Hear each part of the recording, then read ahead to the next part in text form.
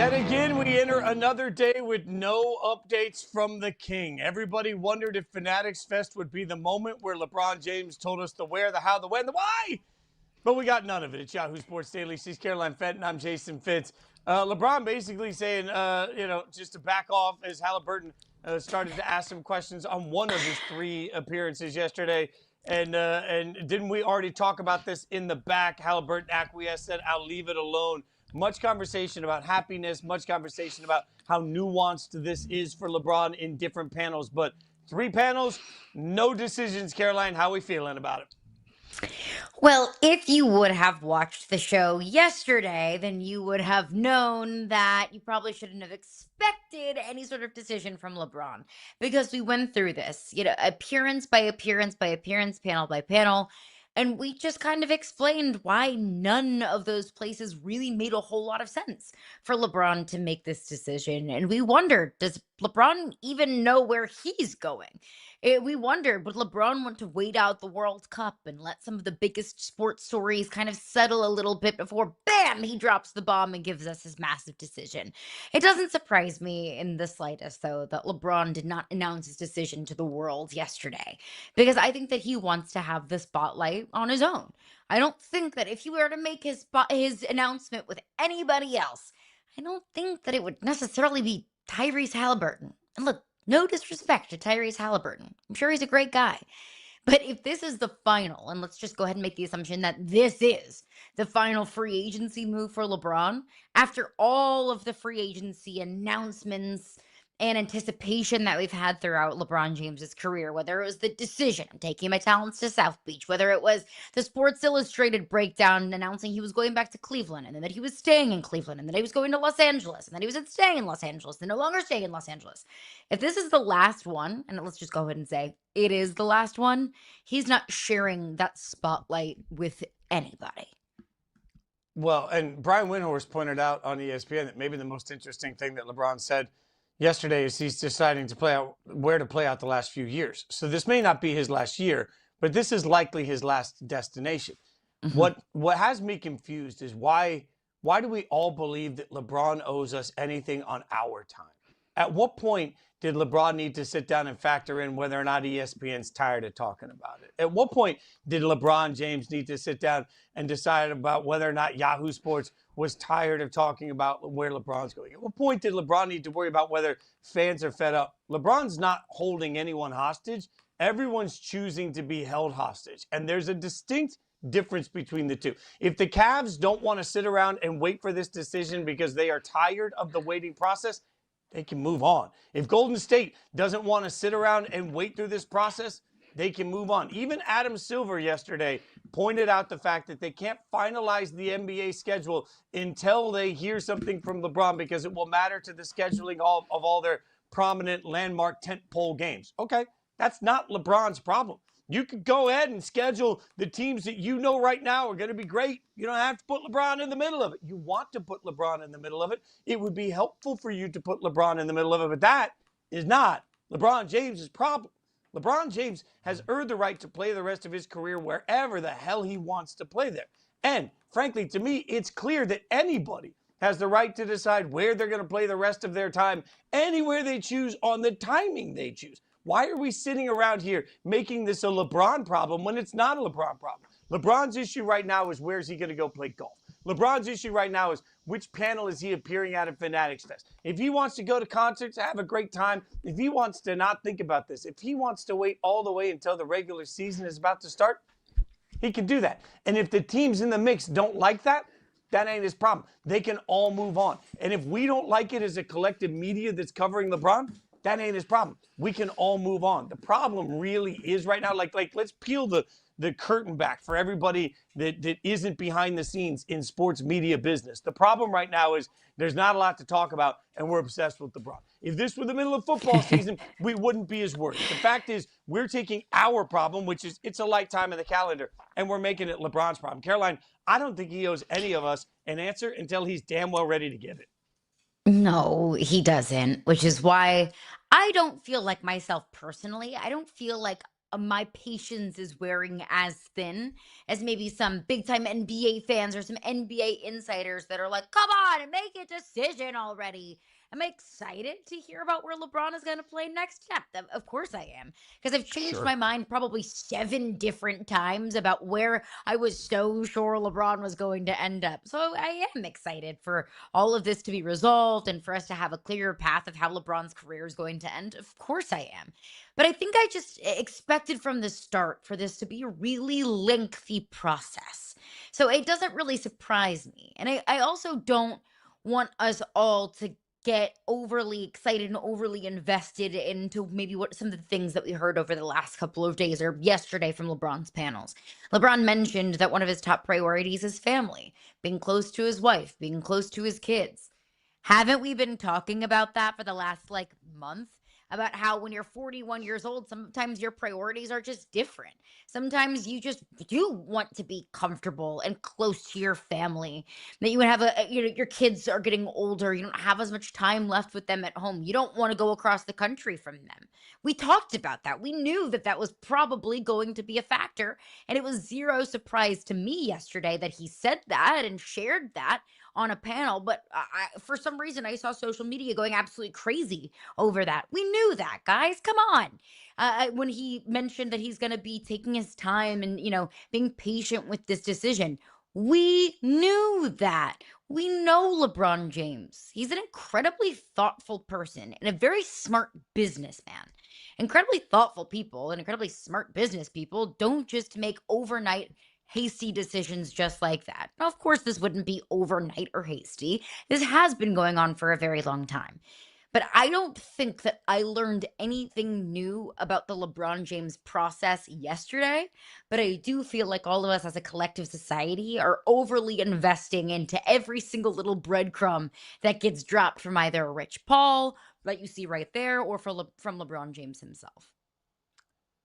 It's easy for anyone to oversimplify something they haven't lived before and just look at it and say, hurry up, make a decision. I certainly will never know what it feels like to be LeBron James. The closest thing that I can know is what it was like for me when I was touring in a band that was successful and I had a livelihood to decide that I was going to change careers completely and go to work for sports. My opportunity at ESPN, as I've chronicled in several interviews, came with what they call a usage deal. One show I could be fired. I left the band not knowing if I was going to have a job or not. That was an agonizing decision for me because it didn't just impact me. It impacted my family. It impacted everything. It impacted my future. It impacted years of work. It impacted my entire life. It took me a month to make that decision behind the scenes while nobody was watching. I think sometimes we forget that the concept of going to play basketball, we all look at it and say, well, just go play basketball somewhere. Get a PJ. You're going to be fine. Go make a decision. When you start factoring in everything else that's in it, for anyone that's ever lived, as I have, because the next step for me in my life was the day that ESPN said, great, here's your first full-time deal. But by the way, it's contingent on you must move to Connecticut. So I had to leave a place that I'd lived for 20 years to go live someplace I knew nothing about. I had to figure out if that was worth it to me. These are all small things the huge things in my life, small things compared to anything that LeBron has ever gone through. For anyone that is saying, hurry up and make a decision, I wonder, have you ever had to make a decision that would change the rest of your legacy, that would impact your entire family, that would impact the way that you're viewed, that would impact the entire tone of conversation around your name for the next 10 years? Have you ever had to make one of those?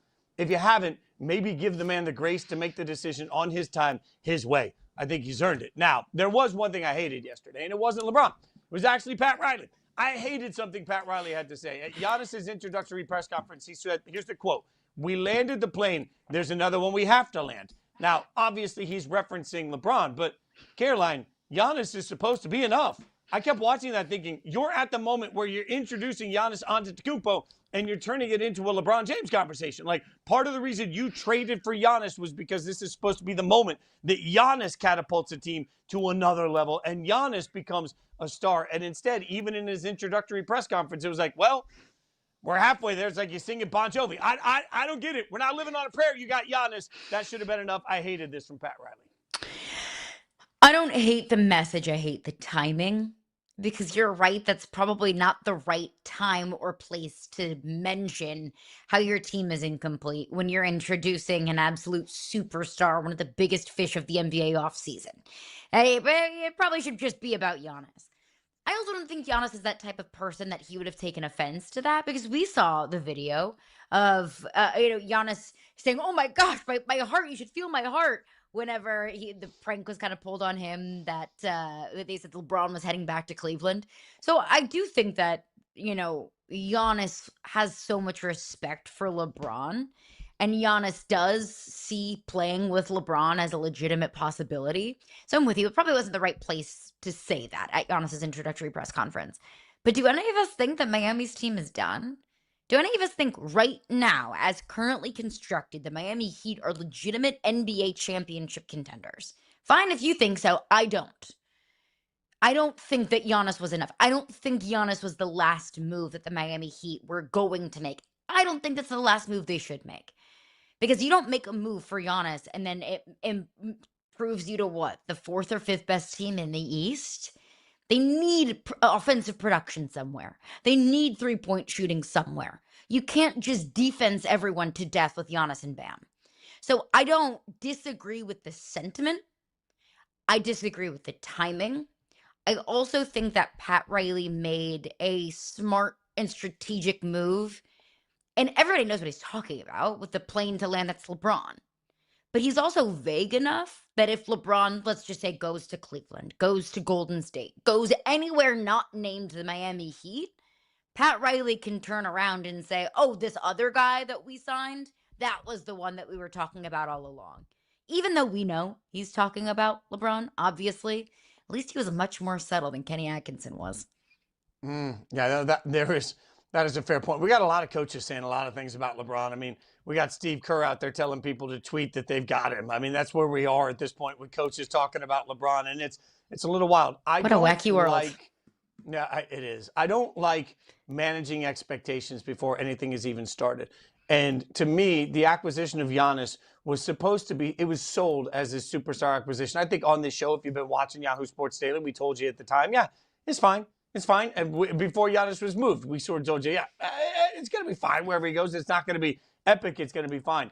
It's weird to me to hear that straight out of Pat Riley's mouth, basically saying, like, this is part of the process, but this ain't, like, if we're talking about trust the process, Pat Riley just told us, sure, trust the process isn't over yet, even though we brought in Giannis. I think you're right. We both agree that as currently constructed, there just isn't enough offense we can trust for the Heat to be a great basketball team. I just didn't expect, I didn't have on my bingo card a Hall of Famer like Pat Riley managing expectations from the outset of all of it. That was, I think, maybe the most shocking portion of this to me. From one great to another, we're going to figure it out next. Is Messi the greatest athlete of all time? One man said it, and we're still shook by it.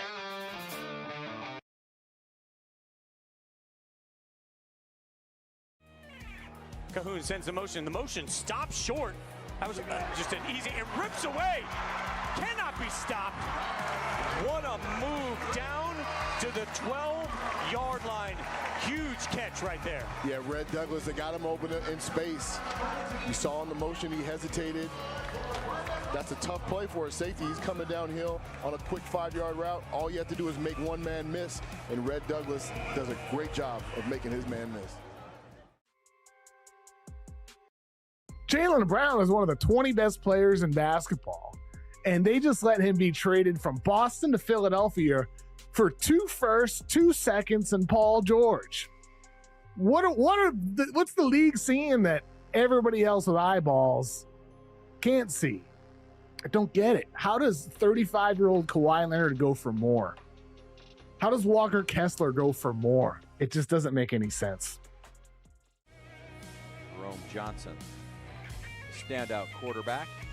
He's looking deep, and he's throwing deep, and he's got a man, and it is a touchdown. Sugar Skulls, Jerron Waters, wide open for the score.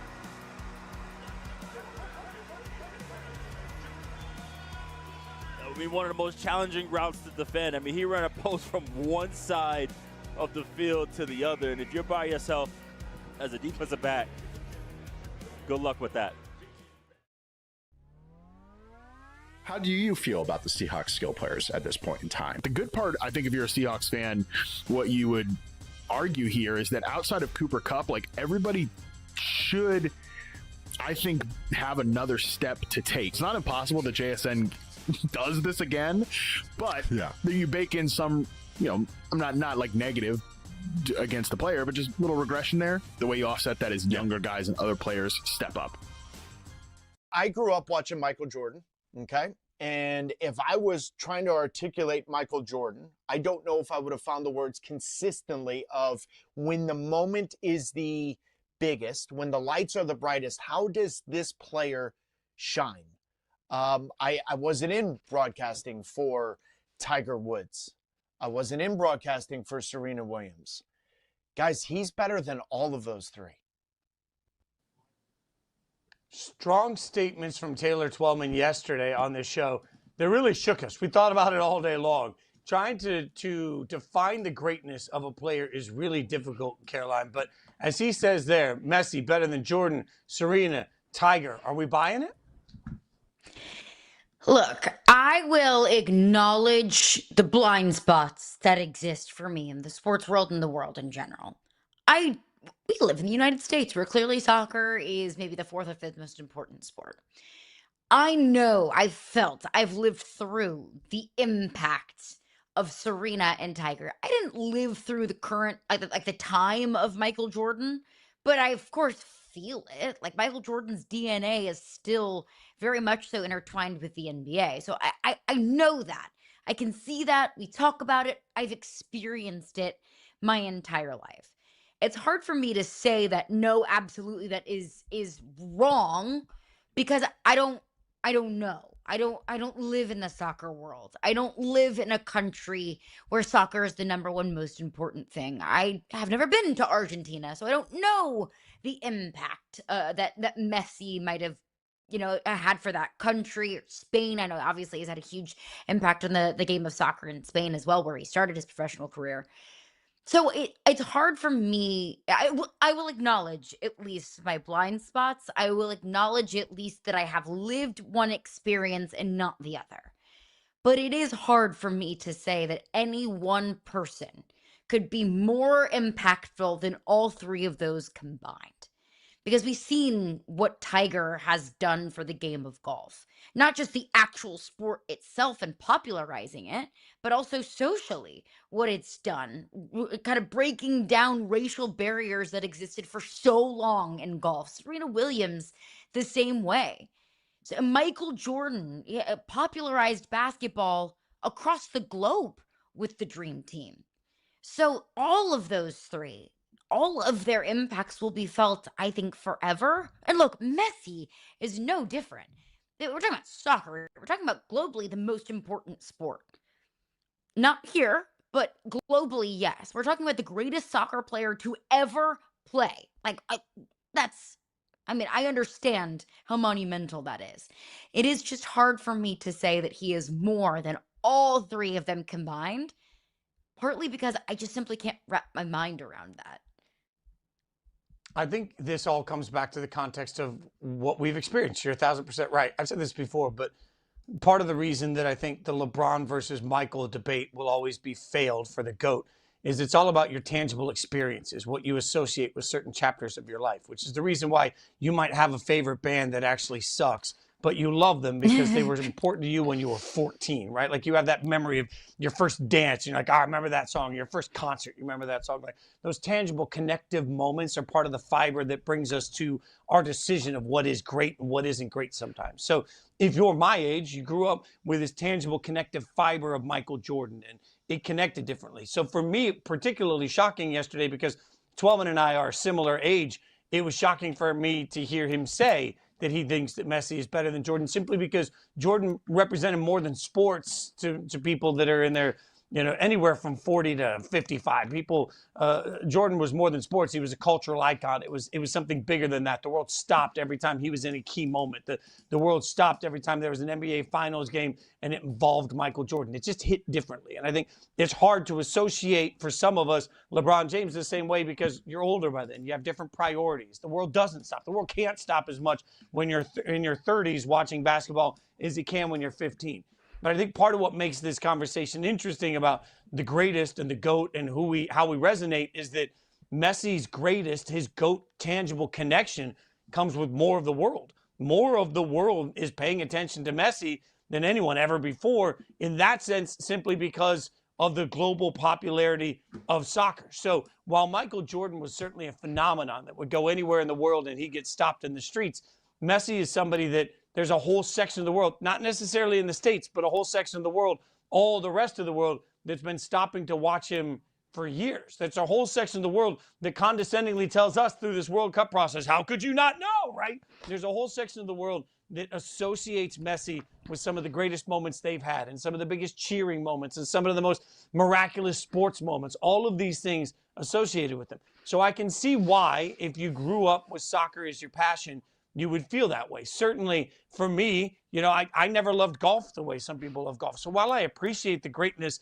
of Tiger and I understand and respect the greatness of Tiger, it doesn't resonate with me the way the greatness of Michael Jordan does, because I didn't resonate with the sport the same, and I was at a bit different age when all of it started. For me, it was like, yeah, that's cool. Tiger's doing his thing. For a whole bunch of the world, Messi has been it. And yeah, they've heard of or they've seen Michael, but they saw him from a distance. They've seen Serena, but maybe they saw it from a distance. What they've seen up close makes Messi a huge part of this conversation. Is Messi the most popular athlete on planet Earth right now? Is an even more complicated conversation because, Caroline, you know me, I'm a nerd. I pushed my glasses up and I started looking this up.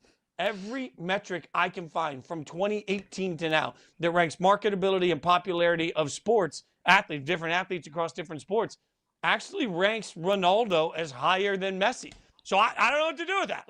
I don't know what to do with the fact that Ronaldo on all the ESPN top 100 athlete lists, which go back to, pre-COVID, all that, they always rank Ronaldo. More recent lists by other websites that track monetization and global popularity currently rank Ronaldo above Messi. I'm not enough of a soccer head to know, but are you buying that Messi is the most popular athlete in the world right now?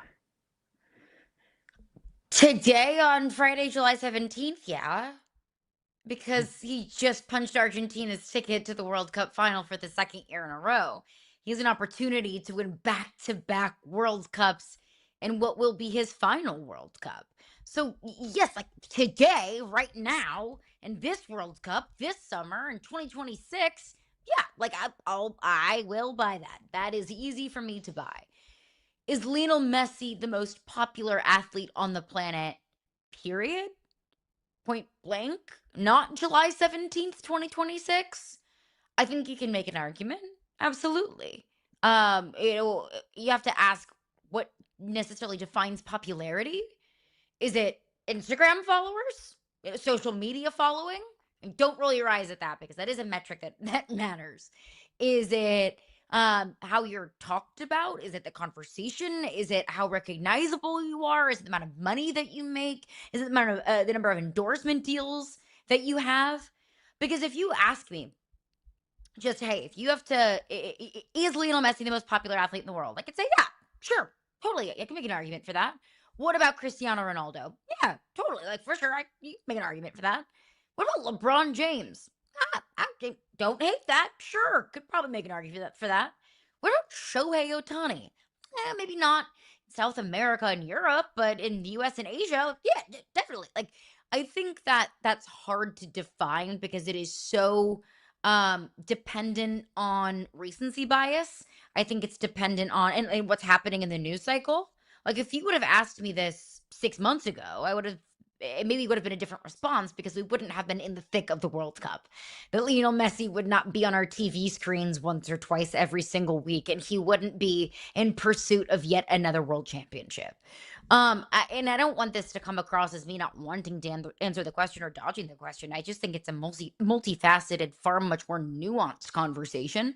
But I don't disagree with the idea that Lionel Messi could be or is in fact the most popular athlete in the world. I think it's fair to say that he's probably been one of the, if not the most popular athletes in the world over the last decade plus.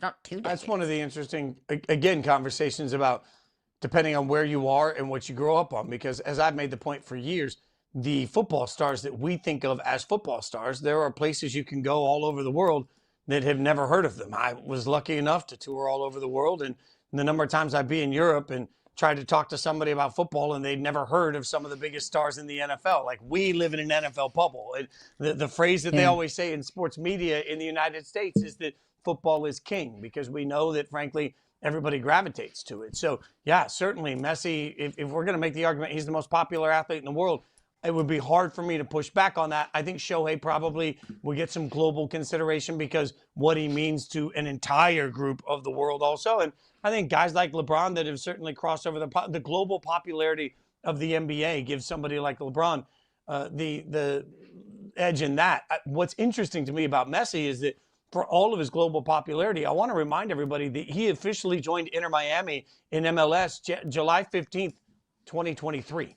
So I want to remind people of that, because I think what happens right now is it gets jarring for a lot of soccer fanatics that are sitting there saying, oh my God, well, how do you not know who this guy is? And how do you not know who this guy is? And it becomes this jarring conversation. There are plenty of people that I know that had never heard of Harry Kane 3 months ago. And I know that's impossible for soccer fanatics to believe, but if you don't really follow the sport, you don't really know. There are plenty of people that don't follow F1 and didn't know who Lewis Hamilton was. Like, these things happen. So I'm just looking, I think what was jarring for me when we talk about popularity is I looked at, as much as I know, because MLS tickets certainly are impossible to get whenever Messi is in town.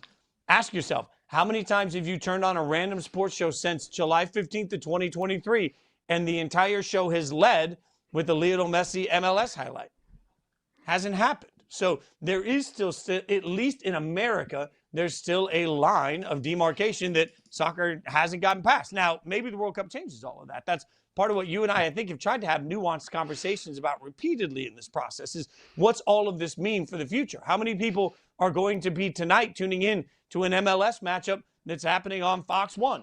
I don't know the answer to that, but I do know that for all of the global popularity and greatness of Messi, he's been in America playing with American teams since July 15th, 2023. And I don't feel like I've heard a lot of pop culture American sports conversations stop in the middle of summer to say, wait a minute, what did Inter Miami do last night? So there is still a divide, even though I don't disagree with the concept that he may be the most popular athlete globally in the world. I don't know where Ronaldo falls into that.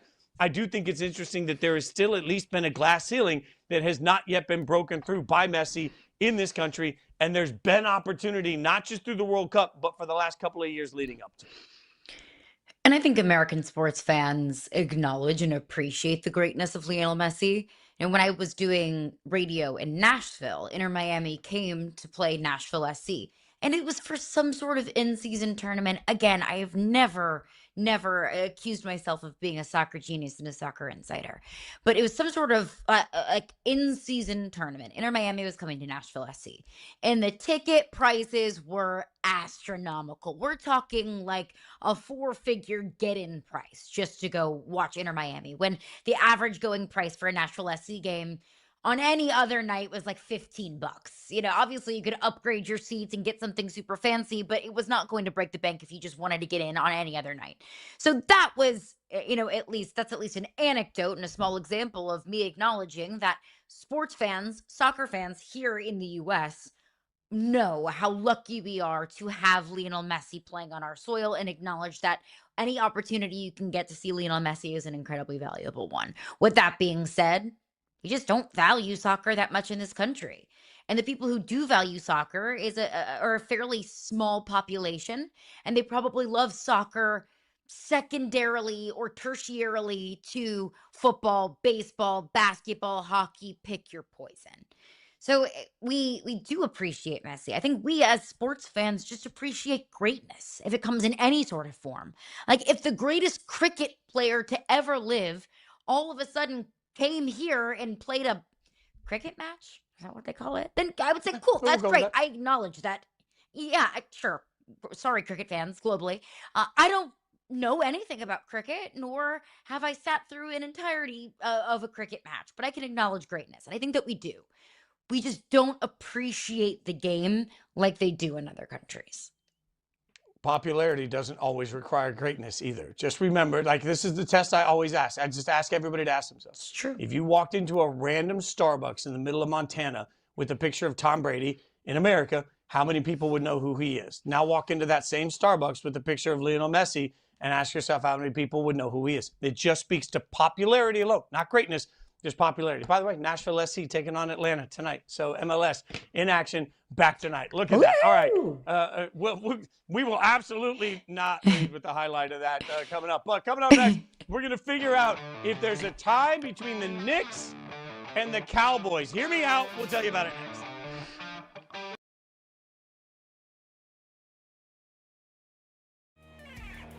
Cahoon comes back up, and we'll see if they do another quarterback sneak type play, a tush push type play.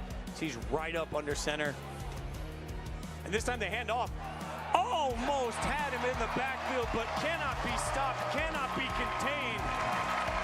That is a huge touchdown for Billy Bowens.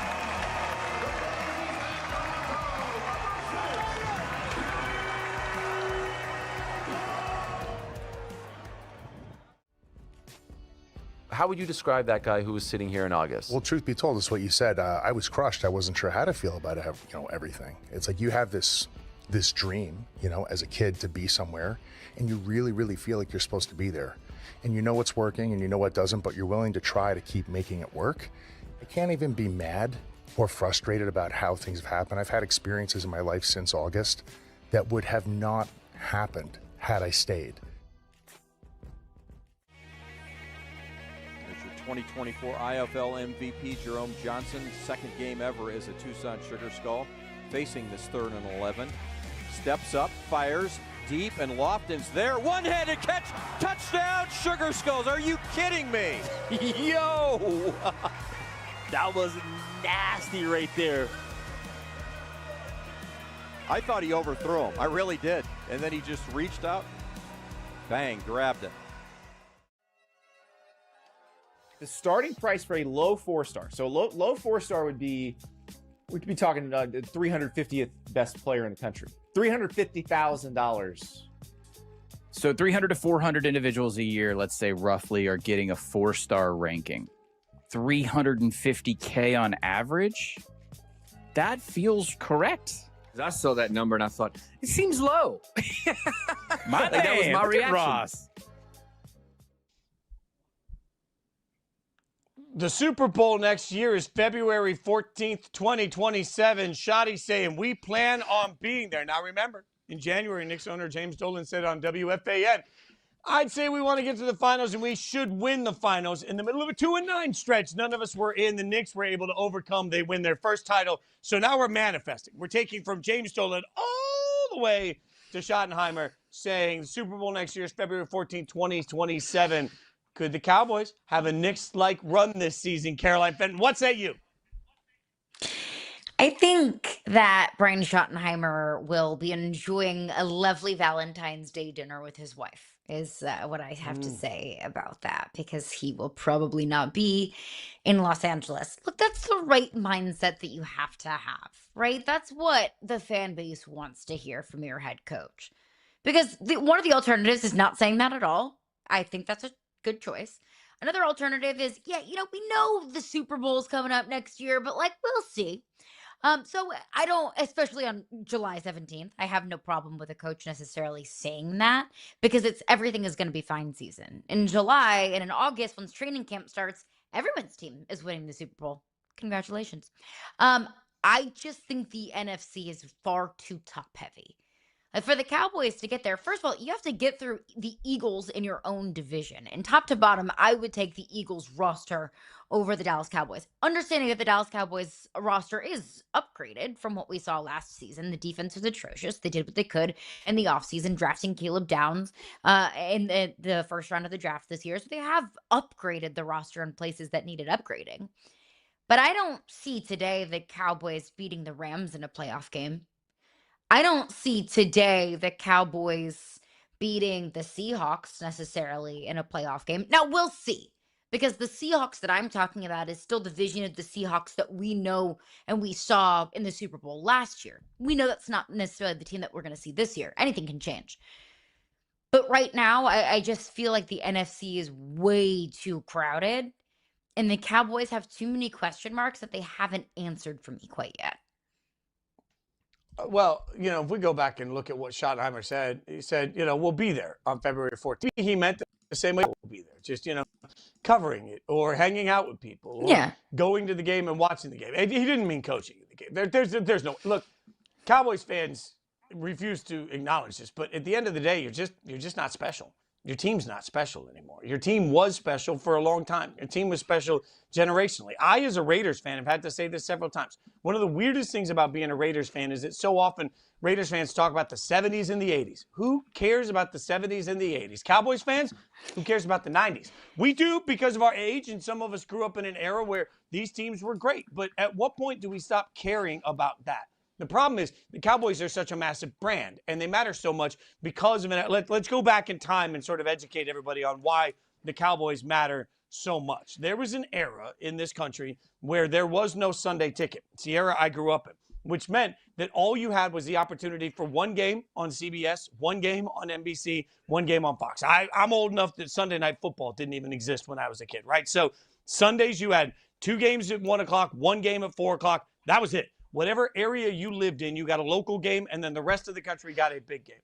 The Cowboys were so important in the 90s, and the Cowboys and 49ers had such great rivalries that they were on all the time. At a time when teams weren't on all the time, you got Cowboys every single week. It felt like you could always watch the Cowboys. So if you were living somewhere in the United States where you didn't have a local team, you didn't have a favorite team, more often than not, because of popularity, you were getting the Cowboys, you were getting the Steelers, you were getting the 49ers, certain brands. So because of that, you've got a whole group of people around the country that are of an age where they grew up either watching or their dads were watching the Cowboys win Super Bowls, and they were the only team on TV.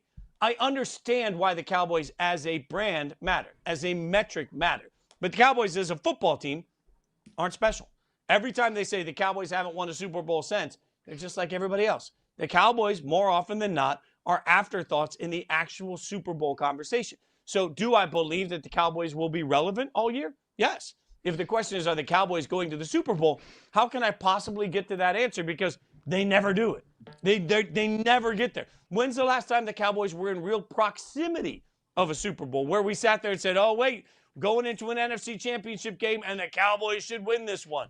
Hasn't happened in generations at this point. Now, I realize that's the same thing I said about the Knicks, right? When was the last time the Knicks? And maybe that's the tie-in here, is that every once in a while, you can absolutely find this out of nowhere. That's what Cowboys fans are hoping. But, Caroline, to your point, I think one of the big differences is there are so many teams within the same conference in the NFL that are so much better. And the other side of it is the NFL playoffs aren't best-of-7 series. They're one game. So you got to be the best team. You got to be consistently the best team with no off days for 6 weeks to get through the playoff process. When have the Cowboys proven they can do that? They haven't. So there's no way I'm buying the Dallas Cowboys to the Super Bowl this year. I think another big factor of that is, are we sure that Dak is going to have the same kind of year that he had last year? Because I'm not. We say that all the time in sports, and I always go back to something that Dan Campbell said after they got bounced from the 2024 postseason was, there's no guarantee we're going to be back here next year. Every year is different. Once your season ends, crumple it up like a piece of paper and throw it into the trash because it means nothing next year. What happened with the Lions in 2025? They missed the postseason altogether. There's no guarantee that we're going to see the same offensive production from Dak Prescott this year that we saw last year. And look, Dak was awesome last year. And you could say the same thing. Well, why would you say that about Dak but not about Josh Allen and the Buffalo Bills? That's because Josh Allen has been one of the best quarterbacks in the National Football League, if not arguably the best quarterback in the National Football League for periods over the last several years. Patrick Mahomes has enough proof of concept of doing it year over year over year. The proof of concept that we have of the Dallas Cowboys is inconsistency and losing games that they probably have no business losing in the postseason. Uncharacteristically early exits in the postseason. So show me why I should feel differently about this year. Show me why this team is different. Show me why the pieces that you were able to add in the offseason are enough to take you from missing the postseason altogether to then finding yourselves in the Super Bowl. And look, I didn't expect the Seahawks or the Patriots to be in the Super Bowl last year, and voila, they were. The way we feel in July is always going to be drastically different than the way that we feel in December and January. I understand that. But as of today, I'm not buying it. I don't see it. And I don't necessarily buy into the idea that the Cowboys can just copy and paste the offensive production this season and then add on top of everything else. Because if that's the case, if we're going to get the Cowboys the same, that benefit of the doubt of everything that was great last year is going to be the same and everything that went wrong last year is going to be fixed, I'll give that same benefit of the doubt to the Philadelphia Eagles. Everything that was great will be the same. Everything that was fixed is going to be better. Well, then I'll still take the Eagles over the Cowboys in that division. The other thing when we start talking about, can they have a Knicks-like run? Let's remember, the Knicks won the finals for the first time in 53 years, whatever it was. That's a long time. They lost last year in the Eastern Conference Finals. The 2 years before that, they lost in the Eastern Conference semifinals. I looked this up to make sure I didn't have the information wrong here, Caroline. I always make the argument that your cognitive memories start when you're about 10 years old, that you remember for your favorite football team. So if you were 10 years old the last time that you watched the Cowboys win a divisional playoff game, just a divisional playoff game, that would have been the last season they did that was the last season they won the Super Bowl. That would have been 1995. If you are 41 years old, you've never even seen the Cowboys win a divisional playoff game. So before we try and figure out if the Cowboys could be the Knicks, let's acknowledge that the Knicks were at least on the doorstep.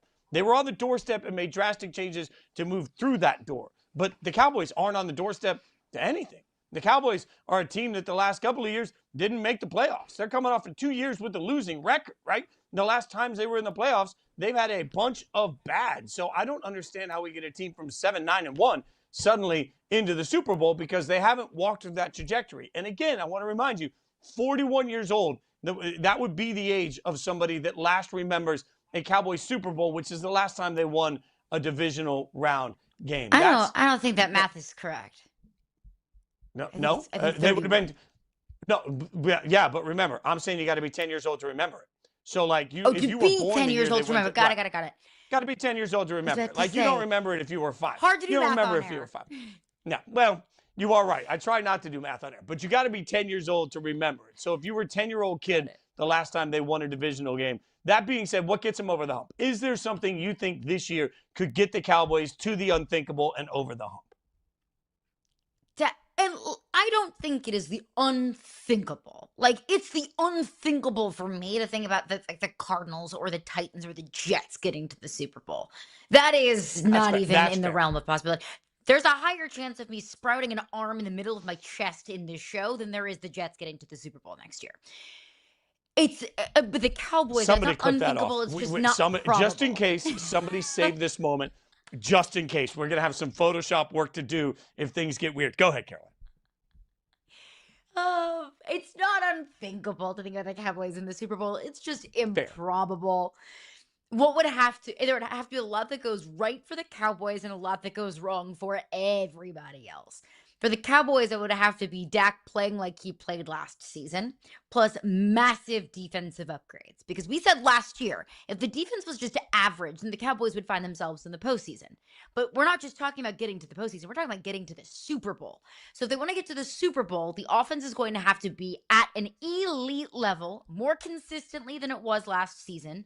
And the defense is going to have to be top 10 in the NFL, maybe top 12. I was going to say top 15. I think top 15 might even be too low. It's going to have to be like top 12. There's going to have to be, and I never wish this on anybody, but if we're going to talk about a world where the Cowboys do find themselves in the Super Bowl, there's going to have to be some injuries that happen for the Eagles. There's going to have to be something that goes totally and completely off the rails. Injuries to important players. Nick Sirianni gets fired in the middle of the season. Sean Mannion is just a copy and paste of Kevin Patullo, and the offense is as inept as it was last season. And then I think that you also have to look around the rest of the NFC. If I had to pick today who's getting to the Super Bowl out of the NFC, it's the Rams. Things would have to go wildly and drastically wrong for the Rams. I think that things would have to go drastically wrong for any of those teams in the NFC North that we might view as legitimate contenders. And that's honestly a pick your poison, whether it's the Packers or the Lions or the Bears. So I think everything has to go right for the Cowboys. Not everything. It has to go... The offense has to be what we saw last season. The defense has to be much improved, and things have to fall off the rails in the NFC. We did see that last year in the AFC, so I'm not going to say that it's impossible. I mean, a world in the AFC where we didn't have Joe Burrow or Lamar Jackson or world, or Patrick freaking Mahomes in the postseason. So I'm not saying that it's impossible, because we did see it last year, but all of the stars are going to have to align. Yeah, you're right. And I think a lot of it would have to come down to what teams implode. But there is that hope. If young talent comes in and immediately sparks this defense, there's no doubt to it. I believe that Dak Prescott can be a Super Bowl winning quarterback. I believe that he has that ability. I believe in their weapons to be that good. I think that you look at some of the core things that other teams wish they had, the Cowboys have it. How they put it all together is going to be really interesting to see. What level of patience they have in that development is going to be interesting to see. I do think they got one of the best young players in the draft, right? Like Caleb Downs is a superstar. So I think they have opportunity. It's just they're going to have to put a lot together, Caroline. And I think another question mark too is Brian Schottenheimer. I was very, very pleasantly surprised by the offensive season that we saw last year from the Cowboys. But when it comes down to it, in a postseason situation, who do you trust more, Sean McVay or Brian Schottenheimer? Kyle Shanahan or Brian Schottenheimer? Mike McDonald or Brian Schottenheimer? That answer feels pretty obvious. And we're talking about razor thin margins that are the difference in the NFL postseason. Coaching matters. No, there's no doubt about that. Well said by you. We'll keep updating you on the Cowboys all year, because we are a media company. Coming up next, that is what we do. also got to get you updated on what's happening this weekend, because the World Cup might have stolen the summer from one sport. We'll tell you about it next.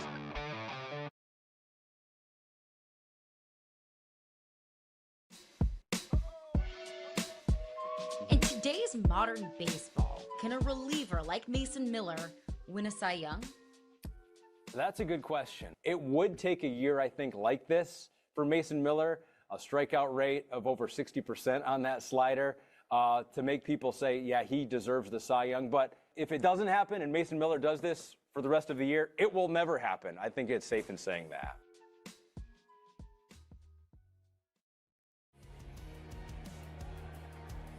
Got to get a touchdown on this possession.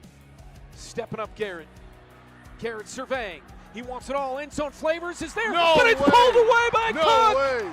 Cook pulled it out of the air and out of the hands of Flavors for a Northern Arizona touchdown. That just happened. In my mind, I'm thinking INT, ball game's over. Marlon Cook says, give me this. I need it.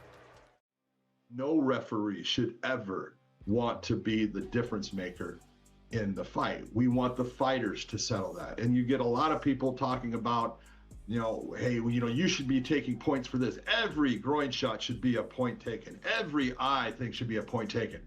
And you look and you go, I wish I could give you a taste of that, because you would hate it. There would be a lot of fighters losing that did not deserve to lose fights based upon the way you want me to do something. Who is your breakout candidate for this year? Kind of think Isaiah Likely with the New York Giants is a really good candidate this year. Kind of wide receiver room that could rotate a little bit and be useful players, but they don't, to me, have one dynamic. Even Fields, who I like, I don't know that he's gonna be like a dynamic guy that right off the bus, round 3 rookie, leads the team in targets. I think that could actually be Isaiah Likely. Tight ends on their second contracts have been good bets to make. I think Likely is a good bet to make this year. While we were World Cupping, the Yankees and Dodgers are playing this weekend. In fact, if you missed it last night, the Mets and Phillies back on the mound to start the second half of the Major League Baseball season. And it's been amazing, because usually, Caroline, so much of this time of the year is owned by Major League Baseball. This is a great time. And I want to credit MLB coming into the second half with big matchups, giving us rivalries like Phillies, Mets, giving us Yankees, Dodgers. It's a way to capture everybody's attention usually and say, hey, pay attention to what we're doing here. The second half starts right now. It's when it gets into key baseball time. But I don't know. I feel like there's this moment where we're also World Cup crazed. Did the World Cup actually steal the MLB spotlight? Yeah. Yes, that would be fair. Because when you have games that are consequential, literally immediately consequential, you lose and you go home, you win and you advance, those are just automatically going to be more intriguing matchups than the 84th game of a 162 game season.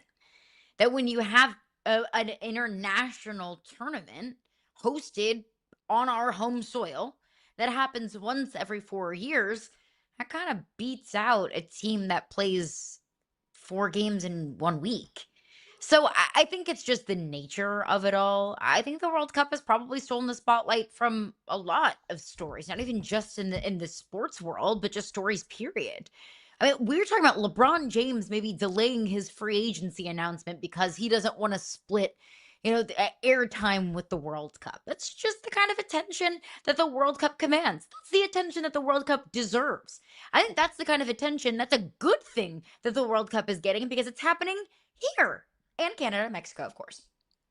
So yeah, I think that's fair to say. I also think it's fair to say that there's probably a large population of casual sports fans that will watch the World Cup because it's the World Cup, but probably we're never going to watch Yankees Dodgers anyway.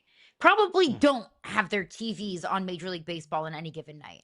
Because, like I just said, not every single game, most games aren't incredibly consequential. And also because most games are really hard to find. It's really hard to watch Major League Baseball games. It's really easy to consume World Cup games, World Cup reaction, World Cup content. So yeah, I do think it's fair to say that the World Cup has taken some of the summer audience away from Major League Baseball, but it's not like we're a Major League Baseball crazed sports society anyway. And I'm a huge Major League Baseball fan, for the record. Yeah, I think it's important sometimes because when these things get clipped off, you may not know our backgrounds. And I want to give Caroline a lot of credit. She loves baseball in a way that I don't. Like, frankly, I'm a baseball casual. She's a baseball diehard. And there's a difference. I understand that.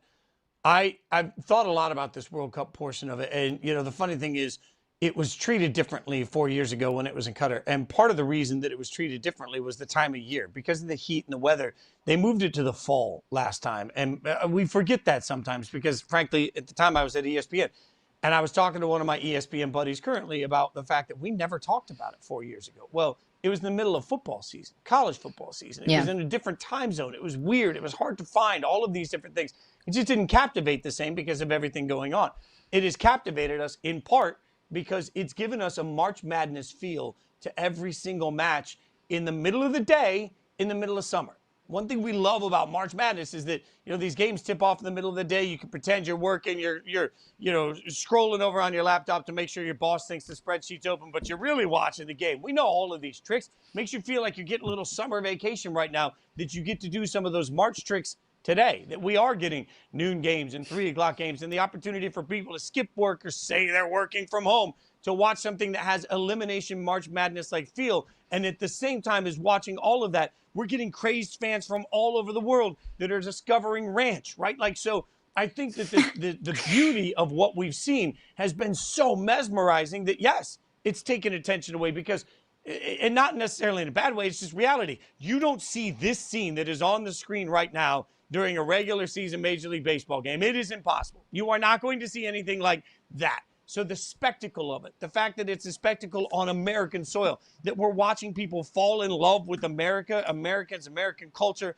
As Marcelo joked on the ESPYs, we're watching the rest of the world get fat just spending a month here because they're eating our food, right? Like, I look at all of this and I say there's so much national pride to what we've seen. Then we've fallen in love with everybody else's national pride. We've fallen in love with the spectacle. Of course, the byproduct, the collateral damage of this is that we're getting less Major League Baseball phenomenon because it's impossible to ignore what we're getting right now. So for me, in my mindset, it's impossible not to credit the World Cup for the way that it's taken over America, but it's also impossible not to look at it and say, okay, the damage of that comes from baseball.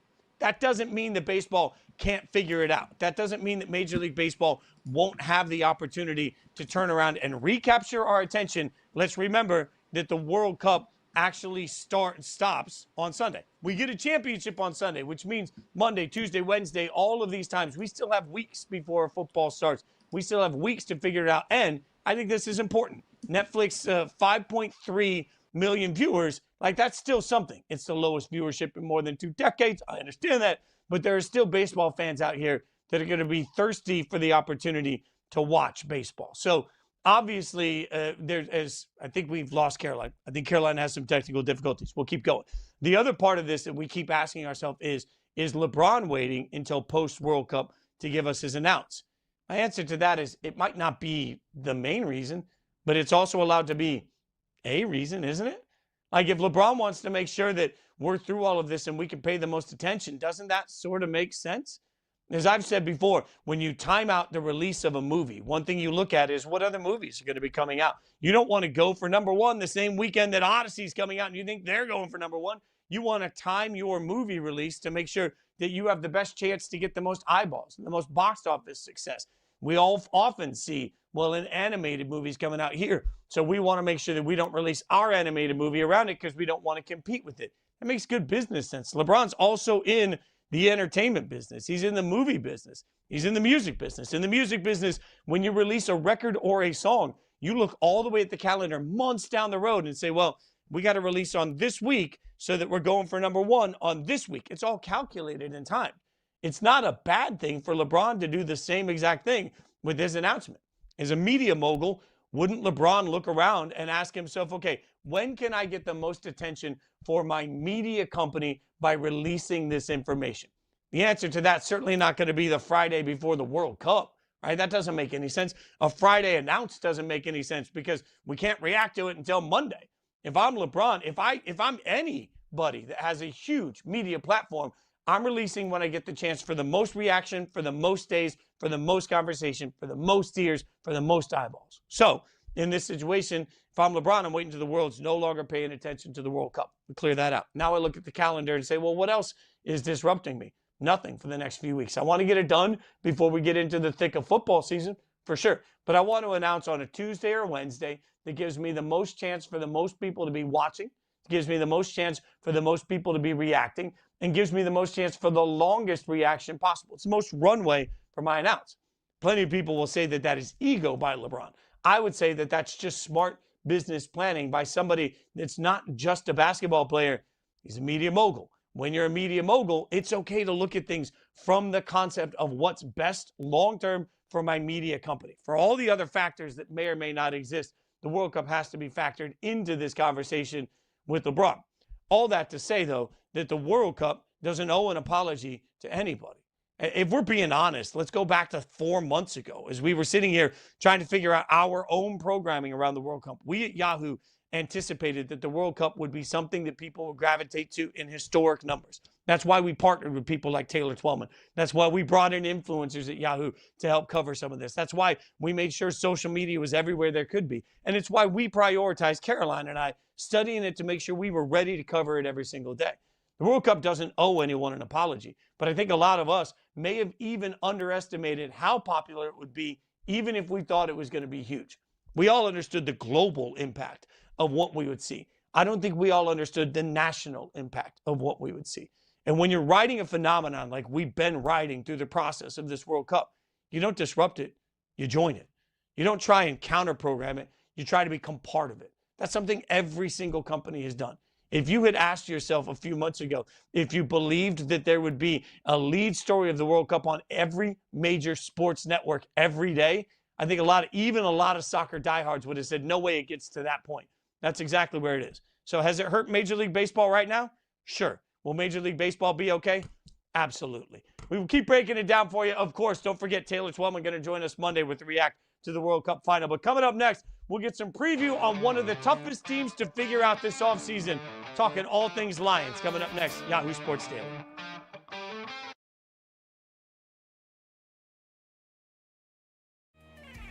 Cahoon sends the motion. The motion stops short. That was just an easy, it rips away. Cannot be stopped. What a move down to the 12-yard line. Huge catch right there. Yeah, Red Douglas, they got him open in space. You saw in the motion he hesitated.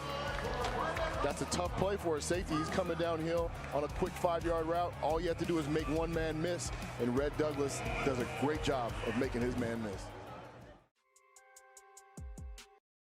Jaylen Brown is one of the 20 best players in basketball, and they just let him be traded from Boston to Philadelphia for 2 firsts, 2 seconds, and Paul George. What's the league seeing that everybody else with eyeballs can't see? I don't get it. How does 35-year-old Kawhi Leonard go for more? How does Walker Kessler go for more? It just doesn't make any sense. Jerome Johnson Standout quarterback. He's looking deep, and he's throwing deep, and he's got a man, and it is a touchdown. Sugar Skulls, Jerron Waters wide open for the score.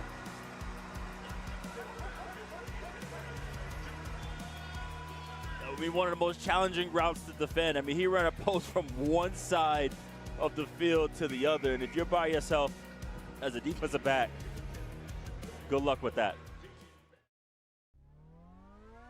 How do you feel about the Seahawks skill players at this point in time? The good part, I think, if you're a Seahawks fan, what you would argue here is that outside of Cooper Kupp, like, everybody should, I think, have another step to take. It's not impossible that JSN does this again, but you bake in some, I'm not like negative against the player, but just a little regression there. The way you offset that is younger guys and other players step up. I don't doubt for a moment that Detroit's going to be tough, right? There's zero doubt about it. Dan Campbell is a hell of a coach, and they've got the personnel to win a lot of games, and they're going to be a tough out each and every week. But I got to say, with the Bears and Ben Johnson coming on board and Caleb really finding his game last year, if there's the one that you think, okay, they showed that they know how to beat the Packers and come back on the Packers and maybe exploit some of their tendencies and things of that nature, you got to look at the Bears, number one. That was Aaron Nagler joining us, talking about the Bears being the biggest rival for the Packers this year in the division. Let's get some thoughts on that by somebody that might have a different opinion. Trevor Thompson, co-host of the Believe in Lions podcast. We didn't set that up to create beef or rivalry. We set that up to create reaction. You did. So first and foremost, Trevor, thanks for joining the show, man. We appreciate you. But how do you, when you hear that from the Packers side of it, that say, hey, the Bears are the scariest team to us in the division, as the guy that covers the Lions, how do you feel about it? First of all, I'm fading the Packers this year, so they can talk all they want. I'm fading the Packers this year. Tough division. They're not going to have Micah Parsons right out of the box. If you fall behind early in this game, there's no room for slippage. They could be chasing this division from week one on. I'm fading the Packers so far.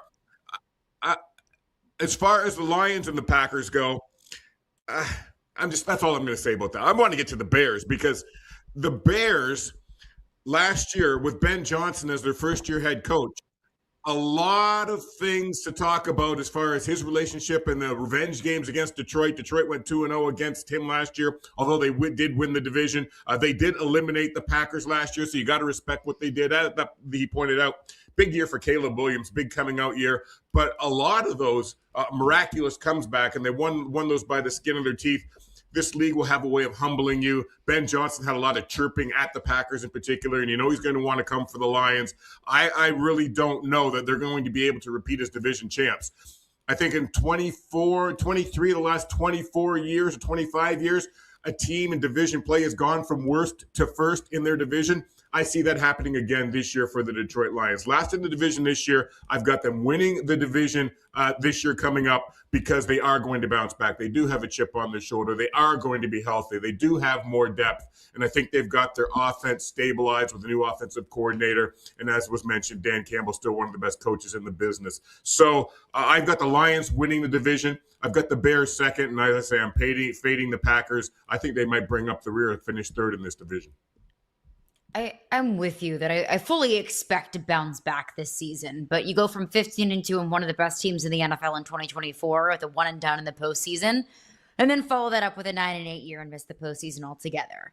What went wrong last year? What was the number one thing in your opinion? Injuries. Second year in a row, they led the league in man games lost to injuries at key positions. They didn't have the depth. And you look at their secondary, when you're missing a Kirby Joseph and you're missing a Brian Branch, that really impacts what you want to do with your defensive package. And then you look at the fact that there wasn't a lot of chemistry. They were working in a first-year offensive coordinator in John Morton as Ben Johnson left and lost all that creativity and lost the chemistry they had on the offensive side of the ball. You saw what he was able to do in Chicago. All credit to Ben Johnson. He's got a great offensive mind, and obviously he's head coach material. So there's a big loss there. They had a first-year defensive coordinator in Calvin Shepard. So they were working in a lot of new pieces. They were trying to overcome injury. They were trying to develop chemistry. The offense wasn't the same. They weren't clicking the same. Weren't able to get the run game going. Frank Ragnow retired just before the season started. Huge hole at center. That guy was one of the best in the business and one of the keys to their run game. So all those things all told, a perfect storm. The season did not go the way they wanted to. They lost some big football games, but I think there's going to be more continuity this time around. They're going to be healthier. They're going to be deeper. They're going to have that chip on their shoulder. So that's what happened last year, and that's what I'm expecting to see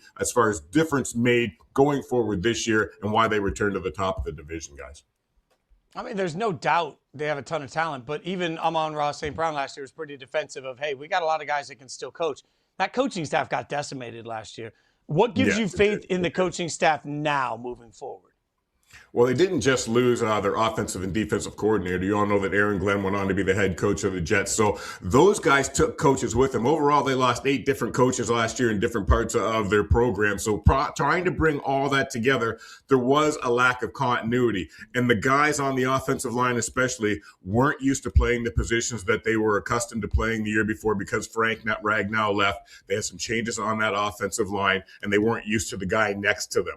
So they had a lot to do as far as trying to develop things. And like I say, in this division, when you're chasing it, there aren't 3 or 4 weeks to settle in and really get your feet under. You've got to be there from day one in this division, and they simply weren't. And you saw that reflected in the fact that Dan Campbell took over calling the plays midway through the season because the offense wasn't working. So John Morton lost his job. They brought in Drew Petzing, and I really do think that the lack of continuity and the coaching across the board and trying to bring in new personnel really affected just the effectiveness and the overall chemistry of this team.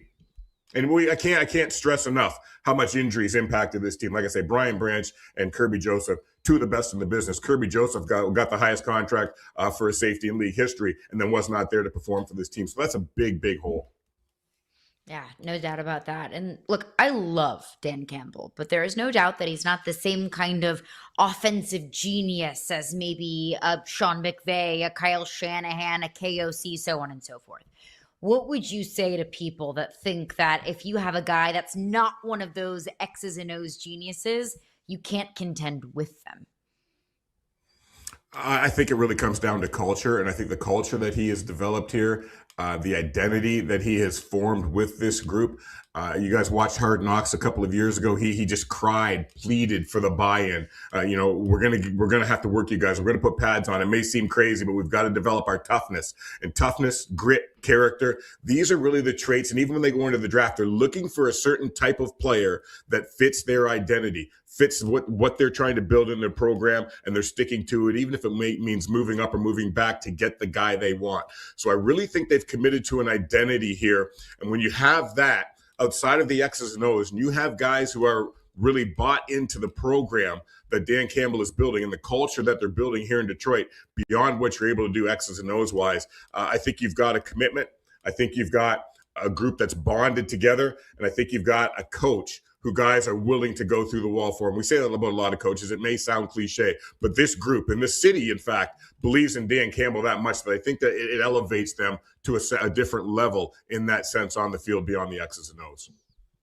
Jahmyr Gibbs certainly should be elevated this year. Looks like he'll get more of the carries, obviously. Yeah. We cover a lot of fantasy football here. You know that. Yahoo is known for fantasy football. For all the people watching that are thinking about their draft, Jahmyr Gibbs, 101, you think he has a chance to be the best fantasy guy in the league this year? Dude, I'm in like 7th Yahoo leagues in fantasy football, and I'm trying to get this guy in every single one of them coming into this year. Whether he goes number 1 or number 2, I guess we'll determine. If I had a pick, I would pick him number 1 simply because I know he's going to get the ball. Yeah, Bijan Robinson is going to get the ball as well, but the creativity, the way they're going to use this guy, Drew Petzing is going to have different things drawn up for this guy. They moved David Montgomery out of town, so he is going to get more touches. Having said that, in the long run, I'm hoping he gets fewer touches than maybe some might anticipate, because if the Lions get to where they want to go, they're going to need this guy fresh at the end of the season and into the playoffs. But he is going to get touches. He's going to get receptions. So in a PPR league, this guy is going to be a monster this year. I know that they've got the health. We're going to have Sam Laporta back. He missed a lot of last year. coming off of back surgery. Hopefully he's effective, but that'll open up more things because you've got to respect the passing game and you're going to have to respect the run game. They got solidified on that offensive line. It's going to be a huge, huge, huge year for Jahmyr Gibbs. This guy's a record breaker. We've talked about it on our show, Believe in Lions, and Glover Quinn, former Lion, co-host on my show, says already in this guy's career, he has got the makings of a Hall of Fame player, just as Barry Sanders was in this Lions jersey. So they're going to continue to build on this kid. He's going to be exciting to watch, and I'm going to try and grab him in every Yahoo league I can. I mean, there's no doubt that moving on from David Montgomery definitely makes Jahmyr Gibbs a more attractive fantasy prospect. But is there any concern for you that, Sonic not having his knuckles, that there's going to be some drop-off in the run game or any adjustments for Jahmyr Gibbs?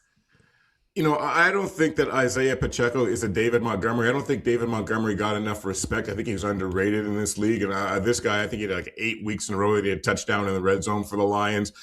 He was not just Sonic and Knuckles, but the guy on his own is a starting running back in this league. Isaiah Pacheco at one time was as well until the injury. Not the same player, but he's further and further away from that injury now. And I think he's got something to prove. And I think that he is going to be better than advertised and better than expected here. And that's going to be big things for Jahmyr Gibbs as well. I think it's going to be not the same Sonic and Knuckles, but I think that he's going to be able to do some things in the pass game as well. Talking about Isaiah Pacheco, I think he's going to open up some things and to be able to absorb some of those touches for Jahmyr Gibbs. Because as I said, the more Jahmyr Gibbs touches the ball as the season goes on, in a role that he hasn't had all to himself to this point in his career, I think it's going to wear on him. So you want to keep him fresh. I think an experienced guy like Isaiah Pacheco, who's able to take that step and fill in that role with that experience and with that talent that he brings to the table, another tough runner, is really going to be a boon for this running game. Is the offensive line going to be okay? It is. It really is. I like the fact that they put Cade Mays at center and made that acquisition. Blake Miller, their first-round pick, going to play right guard. I think he's a starter from day one. Penei Sewell, maybe the best tackle in the league. Whether you want to put him on the right side or the left side, he'll move to the left side this year. He's going to be just fine. You got those three guys on the interior of that O-line. They're going to be just fine. I really do think that offensive line is going to be stabilized now. I think they've got a vet at center that's going to be able to carry this thing forward. And as they get used to one another through training camp and through the exhibition season and into the regular season, they're going to be just fine. We know Jeremy Fowler polled GMs, coaches, front office members across the NFL, the top 10 quarterbacks in the NFL. Jared Goff was 9th on that list. Let's Goldilocks this. Too high, too low, just right. Number 9 for Jared Goff. Well, there are a lot of things that Jared Goff does well and a lot of things that Jared Goff does not do. He does not run. He's not going to get out and open things up like Caleb Williams does with his legs. That's not the type of player he is. But having said that, you look at this Lions offense over the last several years, one of the best in the business, not just in the NFC North, across the league. They've been one of the best offenses because of what they've got as far as their embarrassment of riches in that offense. When you look at Amon-Ra St. Brown, you look at Jameson Williams. I'm going to mention Isaac Tesla, who the Lions moved up in last year's draft to get. He's going to be the number 3 receiver, and he's got a talent that is going to break out. I think even in ESPN, maybe some of the Yahoo polls too, this guy is predicted to be a breakout player this year. So he's going to have targets to throw to. He's going to have Jahmyr Gibbs in the passing game, in the run game. He's going to open things up for that arm.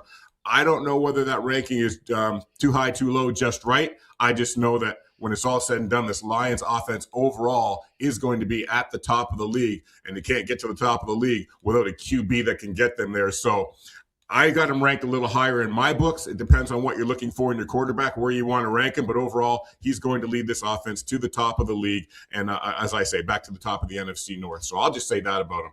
Too high, too low. I've got him too low, but I guess that's a matter of taste. For a fan base that waited so long to be so good and now has watched a couple seasons decimated by injuries, what's success to the average Lions fan this year?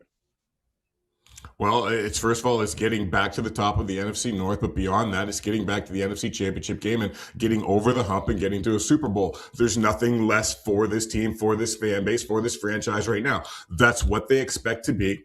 That's what Dan Campbell has driven this team to be. That's what he has this city believing in. And I don't think anything short of that is really going to be a goal for this team. That is the goal coming in. That's what they expect to be right now. So that's where I'm going to leave it. Nothing short of getting back to the NFC Championship, getting to a Super Bowl, and having that opportunity to compete for that ultimate prize is what's going to be acceptable here. If the Lions are in the Super Bowl this year, it will be because of what? Oh, that's a really good question, because it can be because of a lot of things.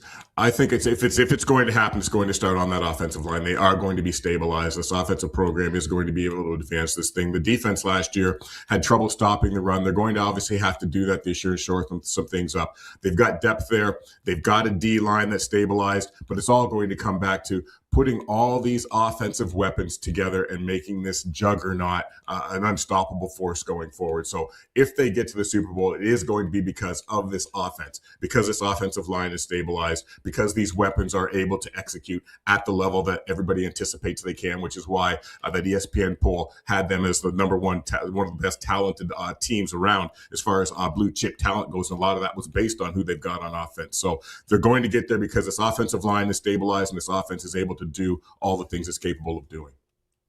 It's the Believe in Lions podcast. You can check him out. Follow him on Twitter, X at I am Trevor T. Lions make it to the Super Bowl. Drinks on me while we're out in LA. We appreciate your time, Trevor. You're going to be there. You got to bring your fat wallet. I'll tell you that. I mean, drinks on Yahoo, like not on me. Oh, okay. Yeah. Yahoo. They've got the money. We'll let the company LA's pay for it. expensive. Trevor, we appreciate 100%. Absolutely. We appreciate your time. Best of luck this season, my friend. Thanks for hanging out. Thanks, guys. I appreciate it. Thanks, Great Trevor. stuff from Trevor. Going to be a wild year in that division. Coming up, we're going to Bart Scott the ACC. I'll tell you about it next.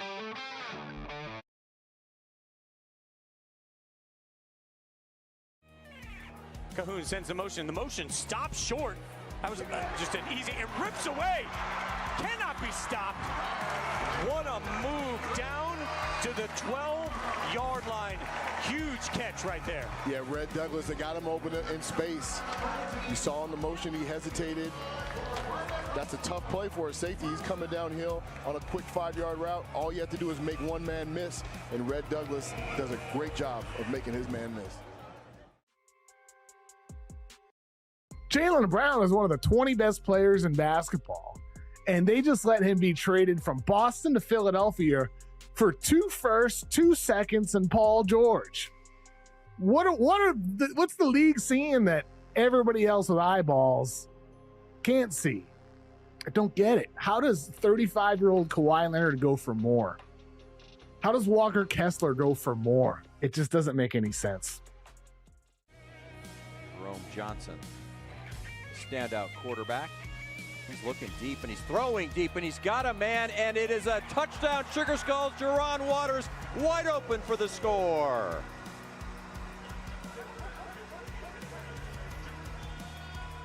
I mean, one of the most challenging routes to defend. I mean, he ran a post from one side of the field to the other, and if you're by yourself as a defensive back, good luck with that. How do you feel about the Seahawks skill players at this point in time? The good part, I think, if you're a Seahawks fan, what you would argue here is that outside of Cooper Kupp, like, everybody should, I think, have another step to take. It's not impossible that JSN does this again, but you bake in some, I'm not like negative against the player, but just a little regression there. The way you offset that is younger guys and other players step up. Florida State's Mike Norvell says he doesn't believe he's coaching for his job in 2026 per The Athletic. I don't fear failure. I never have. I do fear regret. So I figured we'd take this moment with ACC Media Days going on and our own Caroline Fenton having been there throughout the course of it down in Charlotte. We figured out we'd take an opportunity here to Bart Scott the heck out of the ACC. What does that mean? You know what we love to do here. We love to do a little can't wait. And this is where we decide if something's a Bart. And if it's a Bart, you'll hear Bart Scott tell you, can't wait. The opposite of a Bart would, of course, be, because we're total adults here, a fart, in which case you'll hear this. So we're going to go through some of our biggest takes from the, well, that's the way it should be. We're going to go through some of our biggest takes of the ACC football season coming upon us, and we'll figure out if we Bart or fart him. So the Mike Norvell heat check on his own hot seat. You Bart or farting Norvell's confidence in his lack of hot seat? I am farting the fact that he actually believes that. I did not expect that coming. I don't Mike Norvell knows that he has to win this year. You know it, I know it, we all know it. Mike Norvell has won 7 games in the last 2 years. Winning 7 games isn't enough in 1 year at Florida State. Florida State hasn't won a game on the road in 2 years. 2 years they have not won a game away from Doak Campbell Stadium. It's unacceptable. I even asked him that. I talked to him yesterday, 2 days ago. Time flies. But I asked him, obviously every year is pressure filled, but does this year feel like it has more pressure? And he answered it correctly. He was dripping in coach speak, and he said, no, it doesn't. There's more pressure because there's pressure every single year. But I do think he feels the heat. He hears the commentary, and he knows. He doesn't have to hear you or me talking about how unacceptable it is that Florida State followed up a 2-10 year with a 5-7 He absolutely 1000% knows it. I don't know, at least where it stands right now, I don't feel wildly confident that they do have the roster in place to turn things around enough to instill a bunch of confidence into the Florida State fan base. You can get a ticket for the SMU Florida State game week 2 of the season at Florida State for like $30. And a previous year where SMU was coming off of a winning season and Florida State was really good, those tickets would be hundreds of dollars. So I think that's just kind of indicative of how apathetic the fan base is right now. He doesn't believe that this season doesn't have more pressure. He doesn't believe that his seat isn't hot, but he knows it. Like, he absolutely knows how critical this season is for him and his future at Florida State. Well, also, according to most reports, when you look at his buyout at the end of this season, his buyout would still be $51 million. There's something about knowing that Florida State would still have to provide you $51 million to not come to work anymore that allow you to coach with a little bit of freedom. That's a lot of money for the Florida State program. That's a high buyout, which gives him some confidence that he's going to have some time. But even if he doesn't, he'll be okay. Mike Norvell, I BART his confidence. I'll say that. I fart the confidence.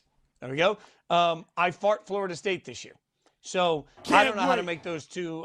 No, I fart. I don't fart Florida State. I fart Florida State. So I need. Thank you. So now that's where we are. I wanted to get both in on one. So let's go through some of the other ACC moments so far and figure out. So let's start with Florida State because I farted Florida State. Do you also fart now that we've talked about Norvell? Do you BART or fart the Florida State season that we're about to see? I fart it. Florida State's bringing in Ashton Daniels at the quarterback position. He was the backup at Auburn last year.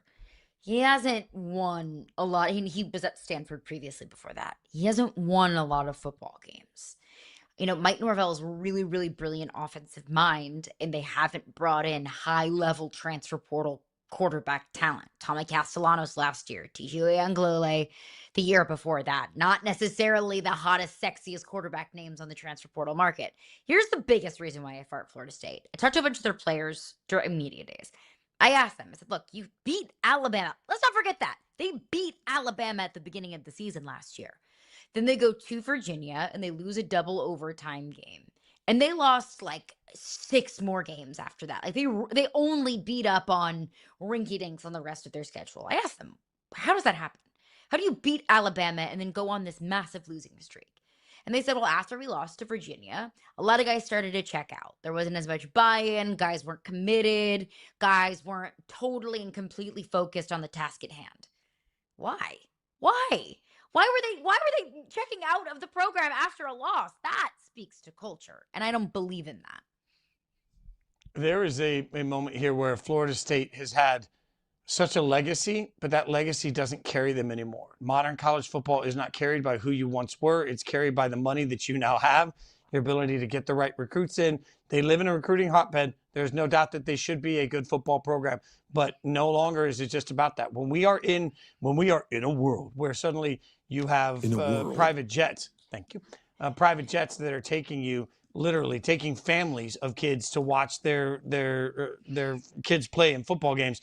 I don't think it matters anymore. Your proximity to recruits, I don't think any of that matters. The question is, do you have the right guy making the sales pitch, and do you have enough money? All right, what about this one? The Miami Hurricanes Are we Barting or farting the Canes with high expectations this year after losing in the national championship game last season? Big fat Bart, double Bart, triple Bart. That's a Can't hard wait. Bart. I Can't wait. am rocking. Can't wait. Yep. All of the above. I'm rocking with the U. It is not a rebuild in Miami. It is just a reload. They bring back Mark Fletcher, who was a 1,000-yard rusher last year. They bring back Malachi Toney, who's one of the best receivers in college football and had over 1,000 yards receiving last year as a freshman. They bring in Cooper Barkate in the transfer portal from Duke, who had 1,000 yards receiving last year. And oh yeah, by the way, they also bring in the quarterback that threw to him for over 1,000 yards last year at Duke, in Darian Mensah, who was one of the best passers in college football last year. He can throw the heck out of it. He doesn't put the ball in harm's way. I think that last year was just the beginning of what we're going to see from Miami. I am rocking with the Canes this season. I think if they don't win the ACC, something went horribly wrong for them. The Canes are what we think Clemson's going to be every year now. They are the dominant team out of the ACC. I'm going to bark this all day long. Can't wait. They have built a juggernaut there. The recruits just keep coming in. I think this is in part one of the benefits you get from a national title run. You get the benefit of an easier sales pitch for some people. It's a well-funded program. Like I said before, it's everything. I think Miami's a little bit of everything we think that Clemson is, everything we think that Florida State should be. All of it combined is meeting in a hotbed of Miami. I am all in with you on the Canes this year. But what about that Clemson powerhouse? We're used to Clemson being a huge part of the national conversation. Last year at this time, they were supposed to be a national championship contender with a Heisman Trophy finalist, and instead they were bad. So where are we? Bart or fart on Clemson? I think they're bartier than they were last year on a 7-6 season.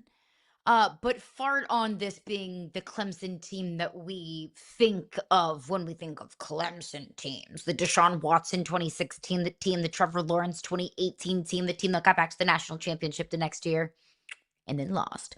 I don't always believe in going into a year with incredibly high expectations, feeling a lot of pressure with an unproven big fat question mark at the quarterback position. They have yet to name a starting quarterback, but it feels like Christopher Vezina is the leader in the clubhouse.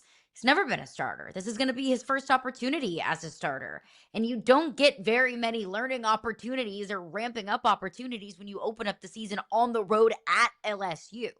So, I mean, I will give Dabo a lot of credit. He has detested the transfer portal. He's embraced it more this offseason than he ever has before. 7 transfers on defense alone. So I will tip my cap to Dabo for that. I just don't think that they have. This is the same kind of Clemson team that maybe we're accustomed to. Also don't love the move bringing in Chad Morris as the offensive coordinator. I think he has kind of an antiquated offensive philosophy. This Clemson team is a fart. I want to say that loudly. But then after the fart, it's a Bart because you just can't wait to see how the room reacts to what you just did. That's where I am with Clemson. Like, we're going to watch it, and then we're all going to sit there, and then we're going to look around at each other and be like, you, who was in on this? Who was in on this from the first place? So Clemson's going to be fine. I want to be clear, like, Clemson's going to be fine. So Clemson fans, I'll let you decide whether that's a part or a fart to you. If your expectation is the college football playoff and a national championship contender, you're about to have a fart of a season, I think. If your expectation is, hey, we want to be, a bowl eligible team that wins enough games to be kind of relevant and, we're playing in that middle level of upper middle class college football, you're going to have a part of a season. So I think that it's all about what the expectations are from the minute you walk in the room. Clemson's going to be pretty good. And if you're okay with that, then enjoy every ounce of your season. What about North Carolina? We'll get one more in because we have to talk about Bill and Jordan. Bart or fart, the Belichickian way for North Carolina this year. It is astonishing to me how much of a non-story North Carolina is and has been at ACC Media Days. I'm in Louisville, SMU, Georgia Tech, Clemson. They're all way bigger stories than North Carolina has been. So for that, you say the North Carolina Tar Heels, and I say the North Carolina Fart Heels. It's a fart. That's a Last quality year was work. Disastrous. Thank you very much. Last year was disastrous. I don't know why this year would be any different. I didn't believe in the big Bill Belichick experiment or experience when they initially hired him. I surely don't believe in it now. North Carolina is much more of a circus than it is an actual competent football team. And the fact that that is led by Bill freaking Belichick, a guy who was so anti-circus, anti-distractions, we built the Patriot way, is just so insane and frankly embarrassing to me for North Carolina. I am going to Bart. I'm going to Bart every ounce of this. And you know why I'm going to Bart this? Because it's the last season we're going to have to watch it. This thing's going to go wildly off the rails. Bill's going to step away because God knows he doesn't want to get fired. Jordan is going to become irrelevant again, and peace will be with us. We're going to think about Jordan about as often as we think about North Carolina football after all of this. It's just going to all be one big old ball of irrelevant for the next several years. North Carolina is not going to be horrific. They're just not going to be any good. So, again, if you're good with that, more on you. All right, we've gone through the ACC. We'll barter fart the rest of college football. Fear not. If you hated any of the takes, she's at Caroline Fenton 1. That's all. I just let everybody know.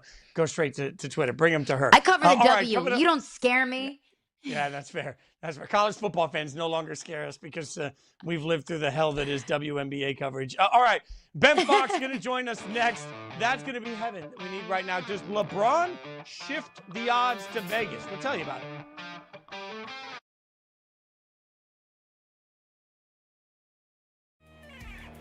Cahoon comes back up, and we'll see if they do another quarterback sneak type play, a tush push type play. He's right up under center. And this time they hand off. Almost had him in the backfield, but cannot be stopped, cannot be contained. That is a huge touchdown for Billy Bowens.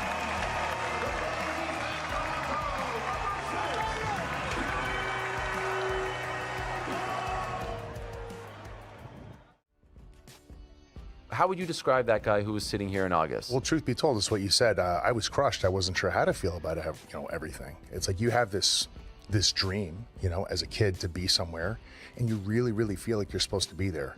And you know what's working and you know what doesn't, but you're willing to try to keep making it work. I can't even be mad or frustrated about how things have happened. I've had experiences in my life since August that would have not happened had I stayed. 2024 IFL MVP Jerome Johnson, second game ever as a Tucson Sugar Skull, facing this 3rd and 11.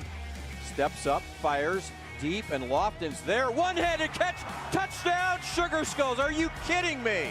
Yo! That was nasty right there. I thought he overthrew him. I really did. And then he just reached out, bang, grabbed it. The starting price for a low 4-star. So low 4-star would be, we could be talking the 350th best player in the country. $350,000. So 300 to 400 individuals a year, let's say roughly, are getting a 4-star ranking. $350K on average? That feels correct. I saw that number and I thought, it seems low. My that was my look at reaction. Ross. Ben Fox tweets out, Spain opens as the favorite against Argentina in Sunday's 2026 final. You see some of the odds there from some of the different books. You can see it right there, and you can see Ben Fox hanging out with us right now. He's joining us. As you can always check out his work, senior betting analyst at Yahoo Sports. You can check him out, yahoosports.com/betting. Ben, what do we make of it? Argentina defending champions, odds makers like Spain. Explain why they seem to want Spain to beat Argentina. Messi can't be an underdog, right? It's impossible. So Argentina actually was a small underdog against England in the semifinal as well. I think this has a lot to do really with Spain, both their offense, but especially their defense, right? When you look at this, Spain has conceded exactly 1 goal in the tournament so far. And so we think of Spain, right, and kind of passing other teams to death and keeping possession. And obviously their offense has been good as well. But just that defense, they have allowed that 1 goal on 2.1 expected goals, right? So they've only theoretically supposed to have allowed 2 goals throughout the tournament. That is number 1 in basically all of the tournament. Argentina is 16th in that same category. So even though the Argentina offense a little better than Spain's, that Spain defense is so good. And so when you take kind of that expected goal differential, Spain has 11.2, Argentina 10.4. Spain leads, speaking of the offense, Spain leads every team in terms of touches in the opposition's box. So 239, basically 45 more than Argentina. So a long story short, Spain's offense, very good, almost as good as Argentina's. Spain defense, unbelievable, much better than Argentina's. And so that's why you have that fact. I think if not for even Messi and how much of they expect the public to be betting on Argentina, you could potentially have seen this line even higher if it was a different team, right? It's just Messi has that kind of, many years ago, LeBron, right? That Dallas Cowboys public perception, the general casual bettor.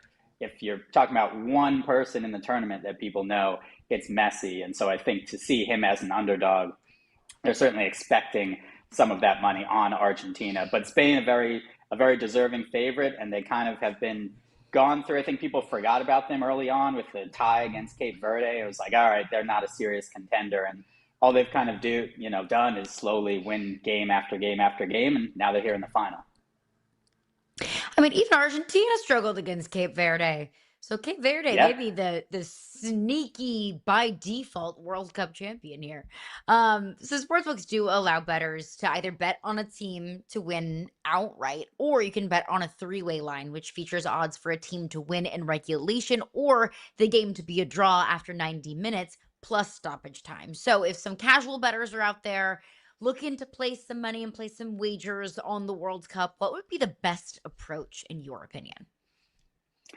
So I think it's the general KISS, right? Keep it simple, stupid, right? Which is just pick a team you like and bet on them to win, right? Ultimately, you theoretically are going to give up some potential value, right, as to how the game could play out. If you like, let's say, there's a certain matchup and you like a team maybe to win in penalties, right? If there's, let's say, previous World Cups, Italy, or some other teams that really kind of want to play to a draw, get through extra time, win in penalties. That tends to be what, let's say, a team that isn't as good against a very good team wants to do, because you have a much better chance at winning in a semi-random event like penalty kicks than you do against a really good team over the course of 90 minutes or 120 minutes. That being said, I think this is the number one thing that I get questions about on X and on social media, right? In most sports, you just see, basketball, you have the Spurs and the Knicks. There's a money line for the Spurs. There's a money line for the Knicks. There's not a third bet, right? There isn't a tie. And so I think just explaining to casual bettors that, hey, the game could end 1-1 after 90 minutes plus injury time, but don't worry about extra time. That's a different thing. They're basically just going to be frustrated when they bet on Spain to win. The game ends 1-1, and then Spain wins in a penalty shootout, but they don't win their bet. So there's a bet basically just to lift the trophy, which is essentially a two-way money line. You got Spain, you got Argentina. Spain, I believe, around -160, Argentina +120 or so. Pick one of those, root for that team. I think that's a lot easier, especially when you start looking at a draw, right? Things can change. If Argentina scores, now you're rooting for the other team to score. Keep it simple. Bet on one team you like if you want some action on the game to win, and enjoy what should be a great match on Sunday.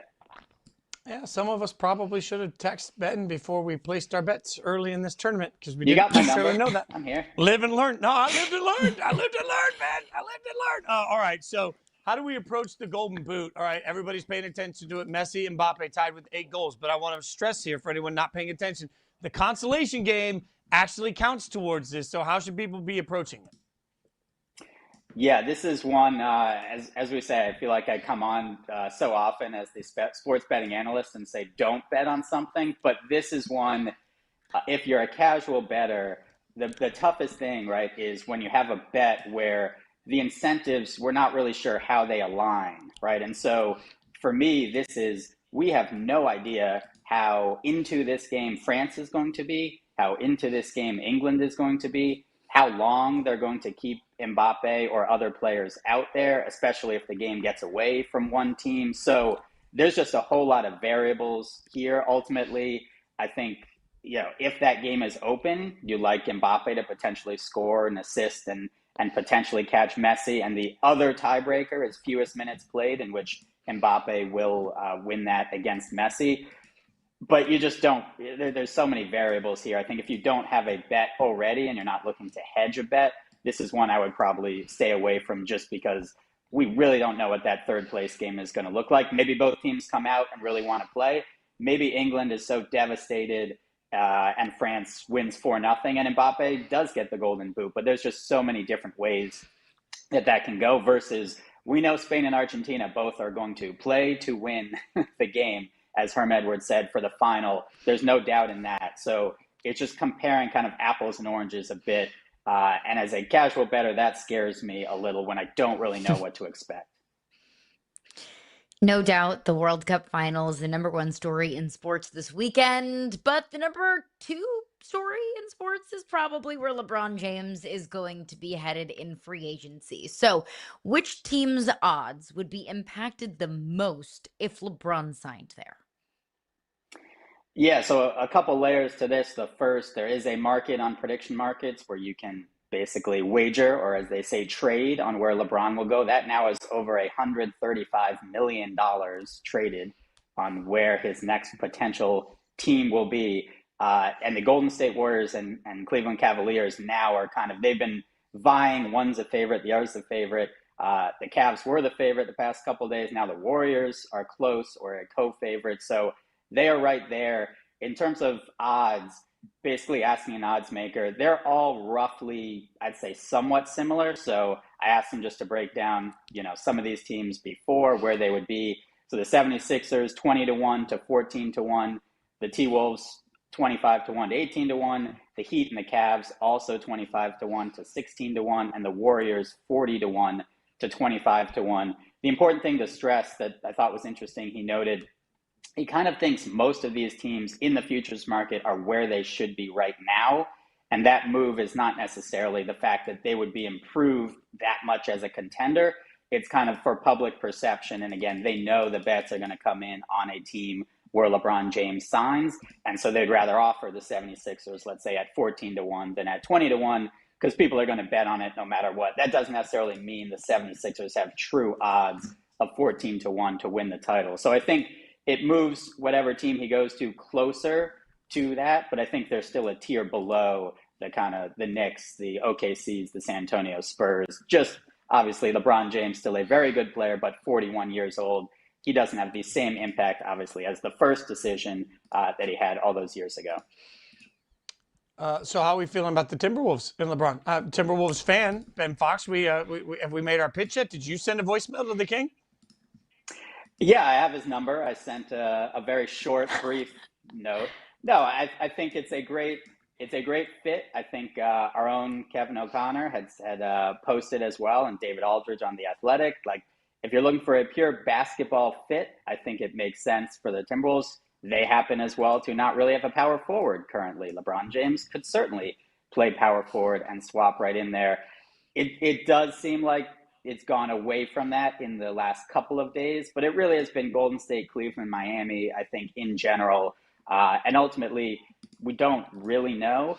I think they're kind of holes with every single potential opportunity, right? I'm not sure about the basketball fit with the Heat. He's also already been there and led them to a championship. You have the Cavs. He already came home. He already had the storybook ending. Generally, as we see with some of these movies, the sequel isn't as good as the first. So I think it makes sense from a basketball perspective. Whether he wants to live in Minnesota, I think some of that's overblown. It's also a season, but that's it. It's not like he's moving there for 10 years. But it still is the Timberwolves. And honestly, I think as a Timberwolves fan, taking off the sports betting analyst hat, just the fact that the Timberwolves are in this conversation to be someplace where LeBron James potentially would want to play shows just how far the franchise has come under Anthony Edwards and Tim Connolly and Chris Finch in the last couple of years, because LeBron James and the Timberwolves would not have been a match. It would have been the same as Tyrese Halliburton was saying yesterday, where he sent a text to LeBron, do you want to come to Indiana? And LeBron sent kind of the crying face emoji. That would have been the T-Wolves in the past 20 years, before the past few. So it's exciting, just the fact that there's a chance. I'm not expecting it, but it certainly would be a nice boon if it did happen. Poor Tyrese Halliburton. He shot a shot. Yeah, that's all you Yeah. can do. Yeah. Ben, we've broken down on our show some of the massive performances that we've seen from AJ DeBonsa and Darren Peterson and Caleb Wilson that we've seen in NBA Summer League. But we've also couched all of that by saying, look, it's Summer League. You're going to be defined by what you do once you actually enter the NBA in the regular season and over the next several years. But how much do odds makers take Summer League into consideration when setting NBA Rookie of the Year odds? Yeah, it's definitely a consideration, right? It's a factor, and ultimately, all these are kind of data points, right? So we know AJ DeBonsa, how does he look in college, right? How does he look when the spotlight is on him? Let's say in March Madness, answer, pretty good. He needed a better team, but it wasn't his fault, right? He played very well. And this is another step, right, where you're playing some NBA competition, also some guys that aren't going to be in the league or play overseas or not have a career at all. So you would expect kind of DeBonsa and others to play well. And so I think some of that's kind of confirming what maybe our previous biases were, what we thought the player would be. Ultimately, where you're going to have more kind of the odds impact potentially is those players who either don't live up or play much better, right? So for example, Caleb Wilson, I think he was around 10-1 at BetMGM. He's now plus 500 based off of that big, couple of big performances, obviously shooting the three well. On the other side, Darius Acuff dropped a bit, just struggled a little bit in Summer League. I think always important, as Tom Haberstroh pointed out on their podcast, I think Steph Curry's true shooting percentage was lower than Darius Acuff's in this Summer League. So Darius Acuff struggled. Doesn't mean he's going to be Steph Curry because Steph Curry struggled, but Trae Young has struggled in Summer League. It's only a couple of games. Sometimes, for whatever reason, they don't shoot well. They are in Vegas after all. Maybe the focus isn't all there. It's just a couple of games. I don't think it's something that will drastically impact these odds. Ultimately, it's going to be kind of how they look during the regular season, obviously injury impact, and whether or not they have a great opportunity as well. That's a big thing with, let's say, Darren Peterson in Utah. The second favorite right now behind Cam Boozer, but how much will he be able to play with all of those young players that they have out there?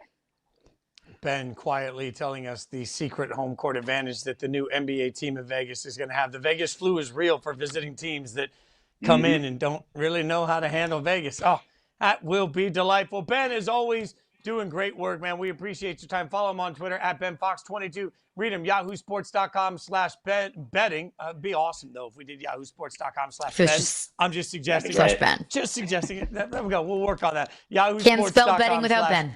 Betting. That is the truest thing ever said. Ben, enjoy your weekend. Enjoy the World Cup. Thanks for hanging out with us, brother. You too. Anytime. Thanks, Ben. From Ben, as always. Coming up, controversy. The NBA investigating another team for salary cap no-nos.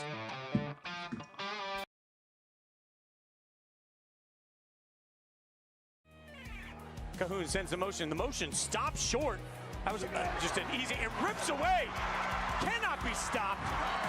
What a move down to the 12-yard line. Huge catch right there. Yeah, Red Douglas, they got him open in space.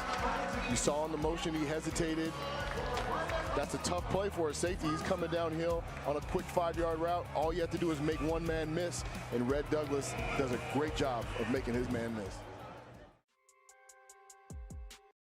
Jaylen Brown is one of the 20 best players in basketball, and they just let him be traded from Boston to Philadelphia for 2 firsts, 2 seconds, and Paul George. What's the league seeing that everybody else with eyeballs can't see? I don't get it. How does 35-year-old Kawhi Leonard go for more? How does Walker Kessler go for more? It just doesn't make any sense. Jerome Johnson, standout quarterback. He's looking deep and he's throwing deep and he's got a man, and it is a touchdown. Sugar Skulls, Jerron Waters wide open for the score.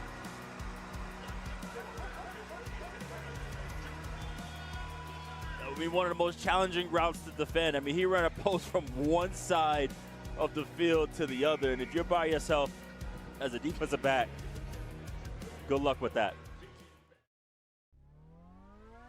How do you feel about the Seahawks skill players at this point in time? The good part, I think, if you're a Seahawks fan, what you would argue here is that outside of Cooper Kupp, like, everybody should, I think, have another step to take. It's not impossible that JSN does this again, but you bake in some, I'm not like negative against the player, but just a little regression there. The way you offset that is younger guys and other players step up. Check out Yahoo Sports coverage of the Belgian Grand Prix this weekend. You can watch F1 practice and qualifying coverage for free on yahoosports.com and the Yahoo Sports app. Free practice 2 begins today at 11 a.m. Practice 3 taking place at 6:30 a.m. tomorrow, bright and early. Race qualifying will take place Saturday, July 18th at 10 a.m. The Belgian Grand Prix itself streams live on Apple TV at 9 a.m. Sunday, July 19th. For more, you can go to yahoosports.com/racing. Caroline, I know we are all on LeBron watch, but there's other basketball news out there. Some news involving another Rich Paul player. In fact, the league is now probing the Bucks' $64 million deal with Gary Trent Jr. It's a 4-year deal that's under scrutiny and soon investigation as potential circumvention on the cap. Here's the argument that the league is making. The league surveys all of these contracts to figure out what your actual value should be. For the last 2 years, he's taken 1-year deals that were considered to be undervalued. Now, they don't punish that. You can do that if you want to. But now he's taken what they consider to be too long of a term for too much money. So now they're looking at it and saying, hey, was this a quid pro quo? Were you taking less because you had a behind-the-scenes agreement to take more later, which would be salary cap circumvention if they're found guilty of it? Tough to prove, but this is something the NBA is going to be investigating. How do we feel about it? Tough to prove unless there is in writing evidence that that was the handshake agreement. That, hey, we'll give you less now, but we promise we'll give you more down the road. I don't know how else the NBA would really be able to legitimately prove that. This is obviously significantly less sexy of a salary cap circumvention accusation than Kawhi Leonard, one of the stars of the league, and the aspiration of it all, and all the different channels that the Clippers went through to circumvent the salary cap, the millions and millions and millions of dollars that Kawhi Leonard was owed. Feels less sexy when it's, probably a handshake agreement for a guy that's averaging, 11 points a game. So this is, I think, maybe the first of many news cap circumvention stories to start to come out over the next several years, which is why I think it's important, and it was important for Adam Silver to show a certain level of care about the aspiration situation. Now, I know the Gary Trent situation is something that happened going back to 2024, but this is only going to happen more often, and it's only going to run more rampant if the NBA says, yeah, go ahead, like, we're good. It's either just a slap on the wrist or something that we're not even really going to hold to a high standard, to a high level of discipline. So this might just be the new normal that we could be living in the NBA if Adam Silver does not put a stop to it. Now, that's the problem, is that everybody's looking for loopholes, especially in the second apron world that we live in now. Everybody's trying to figure out how to delay payments. Everybody's trying to figure out how to make sure that they're under the salary cap in the way they want to be. And the league's going to have to be really, really thorough in every investigation. And to your point, Caroline, in some ways, I think until they come down with an actual real punishment, there's nothing that prevents teams from trying to find their own creative ways to circumvent the cap. You can't underpay somebody with the agreement that you'll overpay them when it's more convenient. Now, Milwaukee could easily turn around and say, hey, we have the financial freedom to do this deal. We think it's the right appropriate amount for this player. We want to reward him for what he means to the franchise. They'll find some way. But the hard part about this is because aspiration has now taken 10 months of investigations that hasn't been very transparent. I wonder how fast all of these can go. Is this going to be as thorough? Maybe it's not as complicated. Maybe it is. I don't know. But what will the optics be if in a month suddenly we see punishment for this and we've seen nothing for aspiration in almost a year? So this was created by Adam Silver and the timeline of Adam Silver and the NBA. So whatever chaos they live in perception-wise when it comes to the salary cap was created by the NBA. And now they're going to have to deal with it. Everything that happens with Gary Trent Jr. will create a yeah but from somebody in whataboutism of what about Kawhi? What about the Clippers? All because we've had so little information about Kawhi, about the Clippers, and about aspiration. I don't think most people really care about Gary Trent Jr. But the problem is if you don't care about Gary Trent Jr. circumventing the cap, you can't start picking and choosing when you do give a damn and expect punishment to then be levied. I think it's really, really difficult in life, in the court of law, in basketball, to prove intent. If there's not actually intention that is stated and written in an email, whatever it might be, it's really difficult to prove that. The difference between the Gary Trent situation versus maybe the Kawhi Leonard situation, aside from it being a much higher profile player, is the fact that aspiration being created as a way to funnel funds felt like the really obvious intention. We are intentionally circumventing the salary cap and getting money to you one way or another. With Gary Trent, like you just said, they could say if there is absolutely zero paper trail that could prove what they may or may not be doing or their intention of the way that they've moved forward with contracts with Gary Trent, they can say, we wanted him on a 1-year deal. We thought year over year that we wanted him to prove it, and we think that he proved his value. That may not be his value to you, the league, but that is his value to us. And what is the NBA going to say about it? How is the NBA going to push back on that? The NBA is going to say, no, you can't do that. No, you can't pay a player a certain amount of money after giving him 1 year shorter term, smaller monetary amount deals, that you can't give a guy a longer term contract. I don't believe that this is going to go anywhere, especially when a story and a situation that is so obvious has taken as long as it has in Kawhi Leonard and aspiration. Yeah, and this is all just part of whatever the new era Bucks are going to have to deal with too. The last thing the Bucks want to risk as they start a rebuild is any sort of punishment for Gary Trent Jr., right? Like there is some level of be careful what you wish for when it comes to consequence on this, because certainly at some point we would expect that there will be some consequence to somebody involved in all of these salary cap processes. Now, if you're telling me that the Clippers took a big swing on breaking the rules because they wanted Kawhi to come in and to try and win a championship, I can walk myself through that. If you're telling me that the Bucks tried to press the rules and bend the rules for Gary Trent Jr., I'm kind of looking around saying, Milwaukee, what are you doing? Like, what are you thinking? And Milwaukee in this process is going to need every draft pick, every possibility, everything that they have to try and reload the cabinets. As I've said repeatedly, Caroline, the worst thing to being bad is that the Bucks could become irrelevant, and that would be worst case scenario. So certainly, I think we look for Adam Silver and expect at some point to hear something from the commissioner. I would expect to hear something from the commissioner. I also expected to hear more from the commissioner on a higher profile, bigger deal. So I sometimes I just don't really know with Adam Silver, but I would expect him to say at least something, because if he doesn't, this is just yet another example of cap circumvention, which the NBA has said we will not stand for, that they don't even address, and basically just shows the rest of the league that it's no problem at all and you can go ahead and do it, because even though it's against the rules, we're not going to punish you for it.